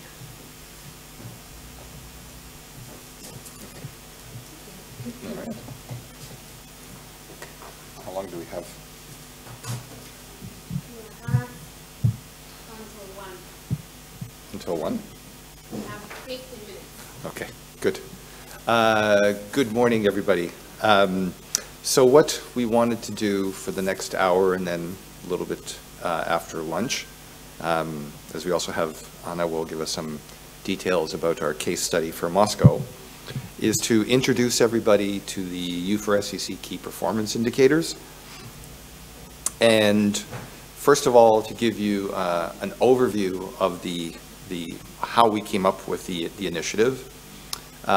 What are the key performance indicators? We'll actually go through most or all of them and ask for, again, the U4SEC initiative is an open forum hosted by the ITU and sponsored by 15 other UN agencies. So there is opportunity for everybody to become involved within the project. I think you've probably all seen this again, but I'll just go really, really quickly. U4SEC is a UN initiative. These are the various UN agencies that are sponsoring it. These are the various UN agencies that also provided information and input into the key performance indicators for smart, sustainable cities. I think, Reina, you went through some of these publications that we did.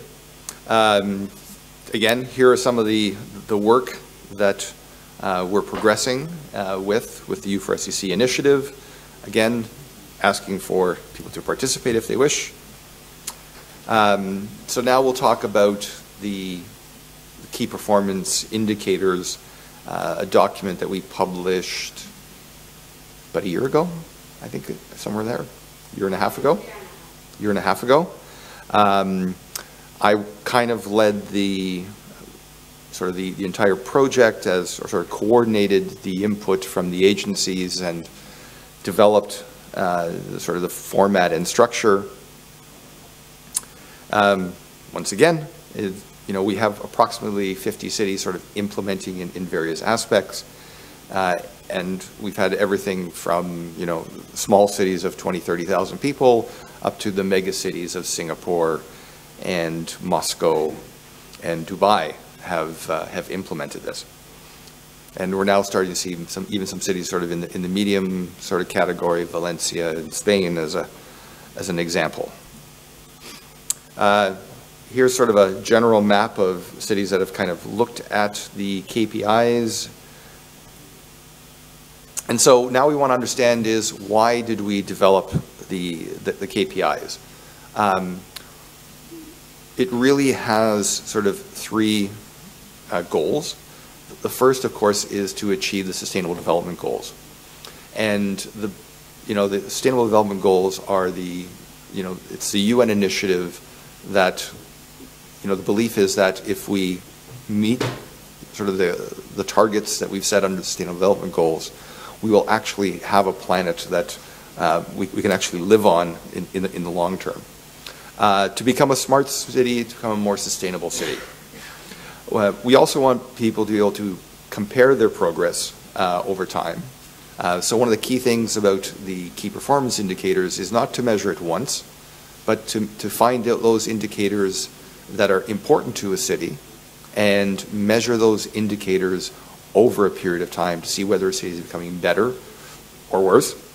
To allow a format for cities to compare their progress to other cities if they wish.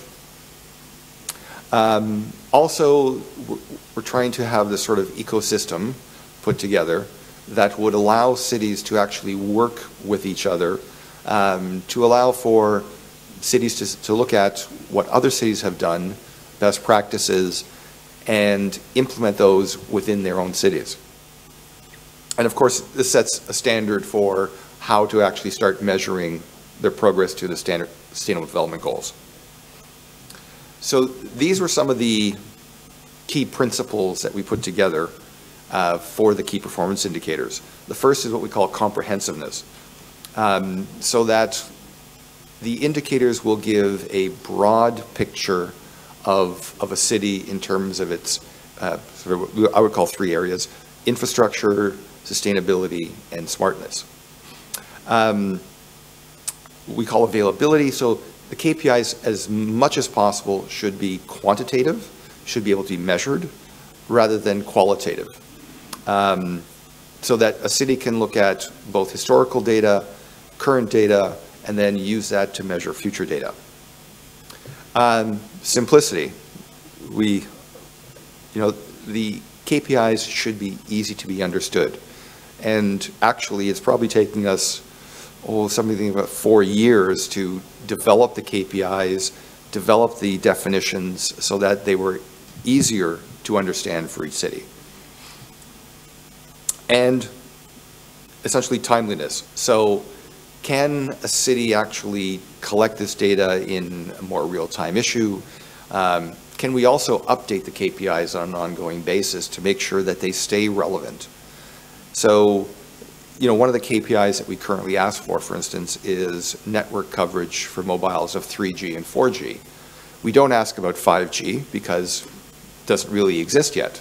But at some point in time in the future, if we want to implement the Internet of Things, we will probably develop a key performance indicator around 5G networks. We don't ask about autonomous vehicles, but again, a trend that's coming. So we may, update the KPIs, particularly based on the smart city concepts. So when we put together the KPIs, it was, there were these key things that we wanted to make sure that each KPI had. One, we wanted to make sure that people understood the rationale. Why did we actually put this in place? How they should be interpreted. What we consider to be benchmarking. So what would be good performance, okay performance, poor performance, or what would be outstanding performance? And what trend should people look for? We wanted to make sure that people also understood the methodology for the calculations. So what data did they need to collect, and how would they analyze that data to report the KPI? And we tried to give people potential sources of where they could find the actual data. One of the things that we found over the period of time of working with cities is that the data doesn't just sit with the city. You have to engage with many departments of the cities. I think if you looked at some of the case studies that we have, you will see that we've probably engaged with 15 to 20 city departments. The cities would have to engage with regional, state, or national authorities for some data. And in some cases, they would have to actually go to the private sector, depending on how the city was organized and whether services were provided by private sector rather than public sector. And so that now we get to the the core of the key performance indicators. So we have what we call, there's 91 key performance indicators, 54 that we call core, and they're really sort of basic indicators that we believe that all cities can not only report on, but can actually report on in their actual performance levels. Then there's 37 advanced indicators that, while a city might be able to report on it, many cities would actually report that they don't have anything. So that it's sort of higher levels of sort of performance and sustainability and smartness. We further subdivided the indicators into what we call 20 indicators that look at a smart city, 32 that are about structural. It's really about the infrastructure that we've built within the city, and 39 that talk about sustainability, and many of those are about consumption of resources. Now, within the 91 indicators, we actually have multiple data points in certain KPIs, so that overall there are 132 data collection points that we ask people to collect on. And once we've done all that, we now reorganize everything, and we come out with what we call the 3 dimensions of smartness and sustainability. The first one is economy, where we ask about sort of essentially the ICT implementation within the city, some productivity measures of the city, and really the basic infrastructure that's been put within the city, so water, electricity, wastewater, sewage, ICT, etc. Moving into the second dimension, which is environment, which really focuses then on the impact of the city on the environment. Many of these KPIs, as we'll see later, are about the consumption of resources within the city and the efficiency of the consumption of those resources. And of course, to get a sort of a whole holistic view of a city, not only do we need a sort of a green economy, we also have to look at the people, how we organize sort of our society and culture. So we want to look at education, health, and cultural KPIs. So we want to understand that for a smart city, we actually do need to have smart and engaged citizens. We need to make sure that we take care of their health, and we provide sort of cultural activities. And then safety, housing, and social inclusion. So do we have an inclusive society, a diverse society, one that is generally equal, that we provide, it's a safe city, and that some of the basic things around housing are also taken care of. So this kind of gives us a little more input into it. So again, the core indicators and the advanced indicators. And so not only did we take sort of the 3 dimensions and the sub-dimensions under that, we then developed each KPI into various categories. So again, under economy, we talk a lot about the ICT infrastructure, which is important for a smart city. So we actually need a basic ICT infrastructure. The infrastructure around water and sanitation, drainage, electricity supply, transport, what the public sector is doing in terms of that, in terms of sort of becoming a smart public sector. Innovation, so what are we doing about becoming an innovative society, and how do we measure the innovation? Obviously employment, we want to have people actually working. It's one that there's some interesting concepts that have come from this. Waste, buildings, as we talked about, and I think what a lot of the work that sort of UNDP has been doing was talking about is urban planning. Under environment, the categories, and we talk about air quality, sort of pollution levels, and again, really about the availability and the consumption and the amount of water that's used, the waste that's picked up, et cetera, how much green space there is, how much energy is being used in the city. And under society and culture, the categories then look at, as you can see them there, again, broad categories that we think provide a holistic and overall view of a city. So I'm going to go a little bit more detail into each of the dimensions. So within the first sort of sub-dimension of ICT, we have 8 core indicators and 9 advanced indicators. The core indicators that we have here are really about how the ICT infrastructure has been established within the city. So we look at, what people have as access to the internet. So household internet access, fixed broadband subscriptions, wireless broadband subscriptions. And then we look at sort of the coverage of actual broadband services within the city, 3G and 4G. And again, this gives us a good idea of whether a city can support some of the smart city concepts. We look at smart water meters and smart electricity meters. These again are, when implemented, allow more of a city to provide, to get the information in terms of where things are being consumed and how they're being consumed, and allow for things such as time of day pricing, for instance. Dynamic public transportation information is about, are we communicating to our citizens about, when buses and streetcars and subways, when they're arriving at stations, how long people have to wait, etc. People will use public transportation more if they have the information. And as coming from a city like Toronto in particular, which has one of the worst traffic situations in the world as well, traffic monitoring. So the major streets, how are they monitored for traffic, and is that information available to people? Now we look at the advanced indicators, and again, the advanced indicators are there because more advanced cities generally will be able to report on this in a positive way, and cities that aren't as advanced potentially would be able to report on this, but actually report the saying that, no, we don't have this. So availability of Wi-Fi in public areas. So do we have Wi-Fi coverage that allows people to get on the system and actually interact with the city and the smart city applications?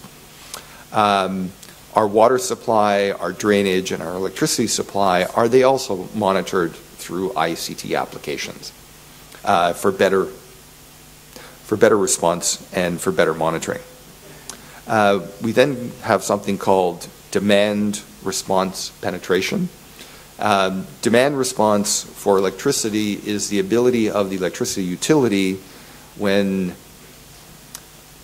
usage rises above a certain level, to actually push back signals to customers to actually reduce consumption.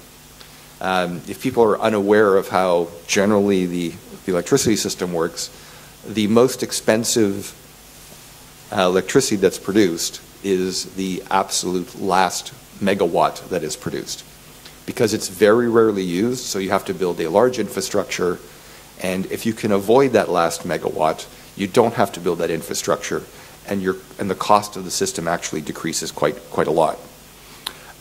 In terms of traffic, do we have what we call intersection control? So that is, when people go up to cars, either cars or pedestrians, does the intersection actually respond to actual traffic flows? And in terms of the public sector, do we have open data? Is there essentially some type of e-government system in place? And does our public sector do what we call e-procurement, or have they taken their procurement program and made it sort of online and transparent? Under the economy and the infrastructure subdimension, we have 11 core indicators and 10 advanced indicators. And I'll just actually say, if going through the presentation at any time, please, if there are questions about what we're looking at, or you'd like some more details, please interrupt at any time, ask questions. We'll also take questions at the end. So these are under the infrastructure subdimension. These are our core indicators. And this is basic indicators that show how much of the infrastructure is available to the population. So and while some of the terms may seem a little kind of basic, this is actually UN terminology that we use. So we changed our KPIs to make sure that we used UN terminology. Oh, hello. So we talk about, and the other thing to remember here is that the key performance indicators are meant to be applicable to every city on the globe. So when we ask for a question like the basic water supply, most cities in the developed world will say, of course, everybody has access to clean water. Of course, everybody has access to clean drinkable water. When I did this with the city of Toronto, they said, why are you asking me this question? He said, well, you have to remember this is a global standard, and in many parts of the world, having access to water is actually, and clean water, is actually a big issue. So yes, you can say that this KPI, I have 100%, but other cities might have levels of 50 to 60% or even less. So that's why we have them there. We ask a KPI about the loss of water. Again, another key issue here is that it is very expensive to actually deliver clean water. It takes actually a lot of power. Most cities, actually 30 to 40% of the power that a city uses is actually to deliver water. One of the things that we found when we did the analysis and the visit in Voznesensk in Ukraine was that they were losing 30 to 40% of their water that they treated was lost in the system. The pipes were old from the Soviet times. So when they saw this and they saw the cost of actually the power, their most important thing was to actually rebuild their water distribution system, because it was costing the city the most amount of money. So this is why we asked the question. Water is really going to be the next big issue. If we spend all this time and money to deliver, to essentially make clean water, we should make sure that it actually gets delivered. Wastewater collection, so how many people are hooked up to the sewage system, household sanitation, again, people that, do they have access to sort of basic sanitation? Are we collecting solid waste? So again, these are basic infrastructure generally delivered by the city or by private contractors. The key thing here is that if we can ensure that we have a good system for collecting waste, then we can actually, recycle and treat that waste in a more efficient manner, rather than having people dumping things on the side of the road. We asked two questions about the electricity supply, or three. One, do people have access to electricity? And then two, there are two KPIs, outage frequency and outage time, which tell us about the reliability. So while here we tend to have no issue with our electricity system, in many places in the developing world, people have access to electricity. The problem is it's not available all the time. So they may only get it for 3-4 hours a day. So to have a sort of thriving economy, power not only needs to be delivered, needs to be affordable, but it needs to be consistent over the day. We ask about the public transport network and the bicycle network. So do we have alternative ways for people, and how big is that network? Under the advanced indicators, we then ask some additional questions. These generally can be reported, but some people do not actually have this information. One of the key issues coming up with the UN is accessibility. And there is a acknowledgement that, for instance, the first one, which is public transport network convenience, not only do we need a public transport network that is extensive through the city, and particularly liked how Moscow did it. You know, they actually developed public transport routes based on where people are actually going. But people need to be close enough to the public transport to be actually able to use it. So if you've set up a public transport network but nobody lives beside sort of the various stations, then you don't get a lot of usage. If you have public transport networks where people live close by, they tend to actually want to use it. We want to know about the mode share of transportation. So essentially, how many people are driving, how many people are walking, how many people are cycling, how many people use public transport. By understanding how people actually move, we can actually develop policies to assist people in moving to more sustainable modes of transportation. I was, during the assessment I was doing in Krimpen in the Netherlands, we happened to stay in Rotterdam, and the bicycle network that they have might be more extensive than the car network. The city is probably built more for bicycles than for cars. We also ask something called the travel time index, and that is a sort of a standard measure that tells you how much congestion there is during the rush hour. And I know occasionally in the city center on the main boulevard during the rush hour, traffic doesn't move too well here. But you should come to Toronto, where we have our major highway 401, which is 12 lanes wide, and essentially is 50 kilometers of cars not moving during the rush hour. So what we want to do is see how efficient is our road transportation network, particularly during those times of the day when people are going to and from work. To also then look at sort of cities that become more smarter and sustainable going forward, we want to look at some of the newer trends, which are shared bicycles and shared vehicles.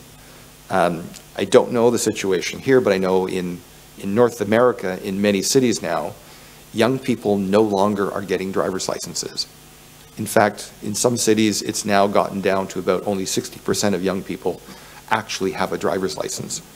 And when they do, they have an option of either being able to afford in the city, live in the city, or own a vehicle. They generally say then, I can rent a vehicle through a shared vehicle, or I can rent a bicycle, and I can have my transportation options available. So this is to give people more transportation options without having, to buy cars, buy bicycles, and add more vehicles to the road. And of course, the latest thing that we're asking about is low carbon emission vehicles, hybrid vehicles, plug-in hybrid vehicles, and electric vehicles. And it was quite interesting to be in Norway, where I found out that Norway is the largest export market for Tesla, for electric vehicles. They are everywhere. And the reason is they have very inexpensive hydropower. So I also met a friend of mine who lives in California. She's turned her house, essentially the rooftop, into solar panels. She has a small little BMW electric car. It costs her nothing. Her cost essentially is zero for transportation, other than the cost of maintaining the vehicle. Other advanced indicators that we look at, these are a couple of new things that we've asked people to talk about. Public building sustainability. Having working also within the real estate sector, one of the key ways that people can not only show that they're becoming more sustainable, but actually drive improvements is to go through some type of certification program for sustainability. Building on the ICT is integrated business building management system, again in public buildings. The reason we ask these about public buildings, not private buildings, is the cities actually have an impact on the real estate that they occupy and that they own. They can kind of ask questions about the private sector, but this allows the city to collect the information. Pedestrian infrastructure. So how much of the city is what we call a pedestrian or car-free zone? The more that we make the cities friendly to pedestrians, the more people will actually walk. And if you ask transportation planners, how do you actually reduce traffic and congestion, they will tell you very clearly that there's only one way. You have to get people off four wheels. Building roads actually leads to more congestion, not less congestion, because eventually people decide, I can drive. So if you increase road capacity by 50%, you will generally get an increase in traffic of 60%. So the idea really is to get people walking and on bicycles. As you say, the typical person walking, you can have 9 people walking for the space of 1 car. You know, 4 to 5 people cycling for the space of 1 car. If we want to reduce congestion, we have to build this infrastructure for them. And the last KPI, which this is one which has multiple data points, is urban planning. And this talks about, do we actually have an urban planning process that talks about compact development? Are we, building cities that actually have higher densities? Are we talking about cities that are connected? Are we talking about mixed urban use? So it's not strictly, so we want to make sure that there are, and the other issues that are important to the United Nations, which are social inclusion and climate change. Future cities have to be built to account for climate change. Yes, Paulina.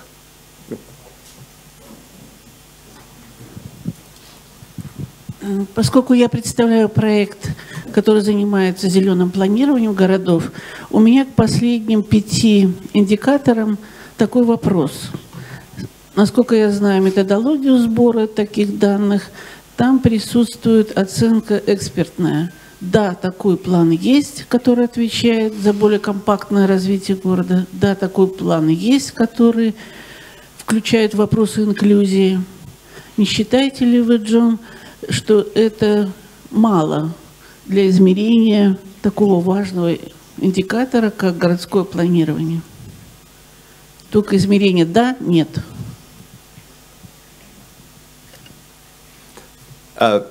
Yeah, I would have to agree with that this is probably not enough, but it is a start. It's a start to have cities to think about it, to understand the issue. I will give you an example from where I'm from, Toronto.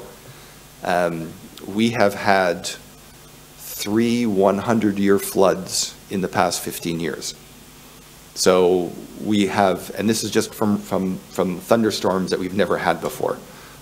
We've had 3 thunderstorms that have dropped somewhere between 175 and 200 millimeters of rain in 24 hours. Our infrastructure was not built to handle that. In fact, I was personally impacted because my daughter's car was parked in an underground garage. The drain pipe above her car burst, and her car was essentially ruined. It was 2 months old. And because she was a young driver, she didn't have the right kind of insurance, so that wasn't even covered by insurance. So now we have to sue the property manager and everybody else, and they're going, it's not our fault, it was an act of God. And we're going like, it's not an act of God, it's climate change, and this has happened before. You should have made sure your infrastructure can handle it.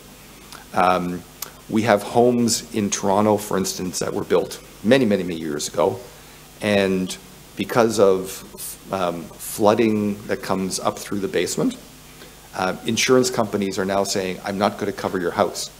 So in our area, when we have this sort of water that comes up through the basement, through the drains in the floor, you'll get 10 centimeters of water that generally causes $20,000 to $30,000 in damage immediately. If you've actually finished it, which we tend to do in Canada. We like to live in our basements for some reason. But now, because of climate change and our old infrastructure, these homes are becoming uninsurable, and if they're uninsurable, you can't get a mortgage for it. If you can't get a mortgage for it, it's not worth anything. So this is the impact of climate change, and cities going forward need to plan for it better.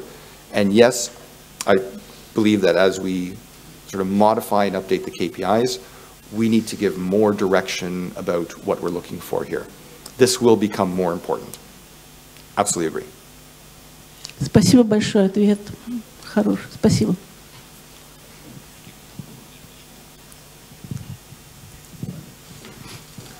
And so to finish off the, oh, sorry. Very short question. The realization of this idea, I mean smart cities, green cities, maybe 80% depends of local authority wishes. Do you have some experience how to avoid or make some consensus decision to make certain city a smart city?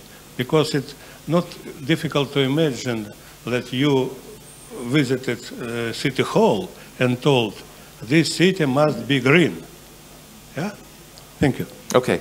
Only your experience. Yes. So I can give you some of the experiences that I've had.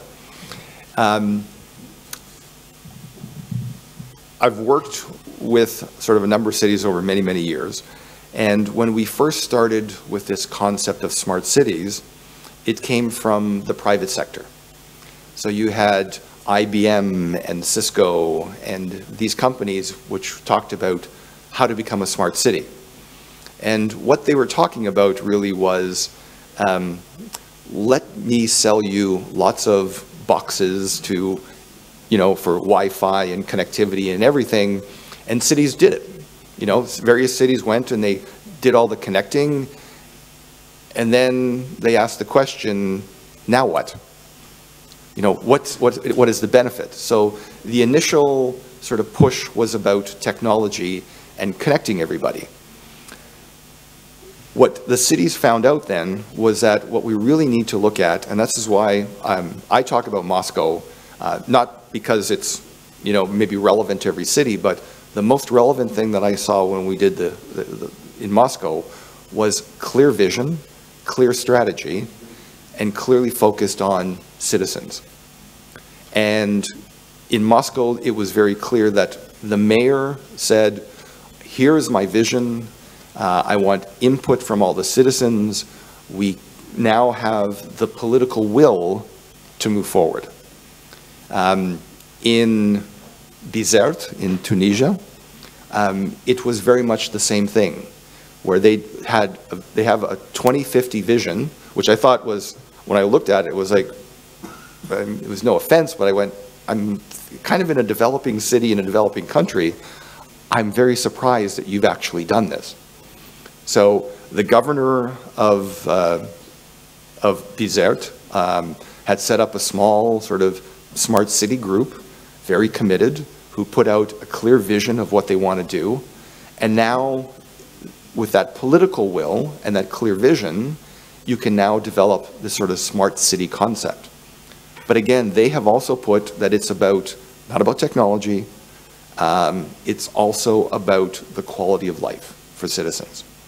So we do a smart city not for technology, but how do we have a better quality of life for the city? How do we have a greener city? So those are two. So I would say that the most important thing is that there is this political vision. There's this vision for the city. There's the political will to do it, and the support of the citizens at the same time. And yes, we need to fund it somehow. And so actually Raina and I were speaking before, but you know, there's initiatives we hope are underway. I've dealt a lot with the private sector. There actually is, you know, funding available. There's a lot of public funding, private funding available. They just don't know where to put it. And the cities generally don't know how to access it. So there's lots of, we like to think there's lots of capital available, but how do we connect these people? Yes, exactly. John, I have a question. This is like in continuation of this discussion of smart financing of cities. Actually, my question consists of two parts. And the first one is, what is the correlation between key indicators and the smart financing mechanism? How much of a guarantee for private investment funds do they provide? And this is the first one, smart financing, and key indicators as some sort of a guarantee, you understand. And the second one concerns the methodological deviation from your KPI standardization, considering different cities, different countries, and you introducing the same set of standard KPIs. How much of a deviation do you allow in your system? Thank you very much. So in the first question about smart financing, et cetera, like it or not, there isn't really a correlation between the key performance indicators and smart financing.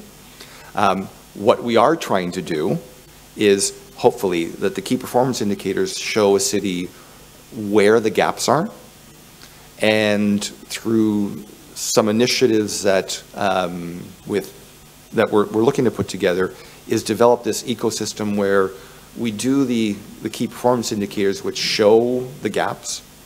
The projects are developed, but also along with the projects is a coordination with companies that can do the work and finance that can bring it. So I think what you need to have is a need from the city and the realization that public funds generally are limited. And is there a way to bring in public or private financing along with companies that can actually do these things? In some cases, people just actually don't know what the solution is. They don't know who to talk to. And the companies are out there going, I don't know who to talk to at the city. So there has to be a forum somewhere to put everybody together. Because we can actually I think we can solve a lot of these problems, but we have to bring the people together. The second question about, you know, there are certain indicators that are actually fairly standard. We may think they don't apply to us, but I would say the vast majority, 90%, people have no problem.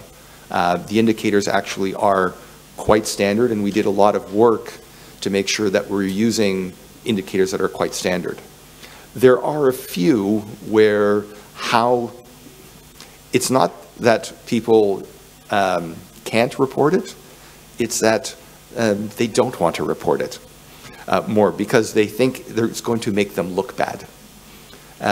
So we did one city where, you know, there are no elections. It's, you know, the type of country where there's no elections, where they said, well, this voter participation, you know, that doesn't count for us. I said, well, yes, it does. It's zero. They said, no, it's not applicable. I said, well, it is, but it's zero. You know, you have to actually tell people. Certain countries, cities actually refuse to publish any crime statistics. So it would be like, no, I'm sorry, murder doesn't happen here. We actually got that from certain cities. We don't report that because it doesn't happen here. I said, wonderful, I would like to move there. So, but on the most cases, I think as we have gone through, this is now really the third revision of the KPIs, that when we started, we put out and people tested it, they had lots of questions. And they reported maybe about 50%. The latest version, the number of questions have almost disappeared. Where I got a lot of questions recently was on what we call the profile. We want to build the profile of the city. So, you know, the public debt and the GDP, et cetera. And then people started asking questions. And it occurred to me that we had not given them direction. I thought it was quite simple, but, you know, public debt, they went, well, does that include public pensions for the city or not? I went, oh, never thought of that. So we will build more, but we have found generally that the number of questions now is almost zero. People understand what we want to collect, how they should collect it, and the indicators really do apply to, because they're related to the Sustainable Development Goals in many cases, they really do apply. People can collect it. What they find, though, is that you know, not every indicator is actually as important, because we actually have, you know, our water system is perfect, you know, and we can actually prove it, and we have data for the past 20 years, so we don't need to worry about that one. But we have something else over here where, oh yes, we could actually, you know, one of the cities we did, you know, when they looked at it, when they understood how few people actually had their garbage picked up, then they understood why people were burning garbage in the backyards, because it's not being picked up. So I'm going to get rid of it whichever way I can. So hope that answers your question. Good. How are we doing for time right now? Oh, okay. Okay, so I'll just go quickly through this part of the economy dimension, and then we'll break for lunch and then go through the other ones. So under productivity, 4 core indicators, 3 advanced indicators. The core indicators, and some of these are a little difficult to collect on a city basis. They're generally national type, but you know, we do actually ask people to then sort of go down. So it's research and development, expenditure, and patents, which gives us some idea of the innovation activities within the city. The unemployment and youth unemployment rates, obviously important to see how many people are working or actually not working. This is actually one of those ones where different countries collect or measure unemployment rates at different ways. So this is where we actually do have to be a little bit, you have to have some flexibility when cities are reporting this, because countries actually will report, in one country, a full-time work is 35 hours a week. Another one, it's 40 hours a week. You know, if you're, you know, in certain countries, if you're not working, you're unemployed. In other countries, if you're not working but you're not looking for work, you're unemployed. So it really does depend on the cities. And in certain places, there is no unemployment, by the way. But the other thing, in some discussions that we had, there's 2 other sort of factors here that we should probably also take a look at. One is the actual people number on disability and the actual participation rate. So it was interesting looking at some data from the United States, for instance, where if we've watched any of the news over the past few years, we know that the economy is apparently booming there. Unemployment is at like 3%. Essentially, it's at full unemployment. There apparently are more jobs in the United States available than people who are unemployed. Yet, if you look at the people who are participating in the working age group, it's actually at historic lows. So people actually are not working, and in certain states in the US, up to almost 20% of the workforce is considered disabled, is not working and is getting disability pay, some type of disability. So, so while the economy might look great and unemployment might be low, I think there's a more holistic picture to look at to say how many people are actually working. Because if we have a low participation in labor, then those people are actually supporting, and this is, you know, sort of pension bomb we might be coming up to. You know, do we have too few people working to support the people who are not working? And then 2 other things that we look at, and these might have to be a little bit modified. Small and medium enterprises, what percentage of the overall sort of companies are small and medium? Generally the vast majority, well over 90%. If it's not true, what it generally means is that a town or a city is dependent on one or two employers. And if you've ever lived in a town that has had essentially was built for one or two employers, and that employer decides, oh, I'm sorry, the forests, are no longer viable here, the mine is no longer viable, or, the chemical plant isn't viable, suddenly you have a city that has no opportunities anymore.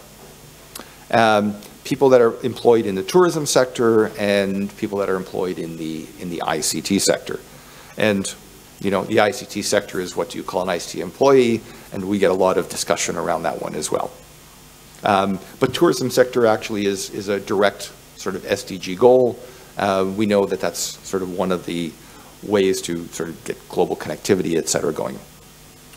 So I'm going to stop there. I think it's time for lunch. Yes. Okay. And after lunch, we'll move on to the environment dimension and kind of go through that as well. Great. Thank you. Oh. Yes, Raina?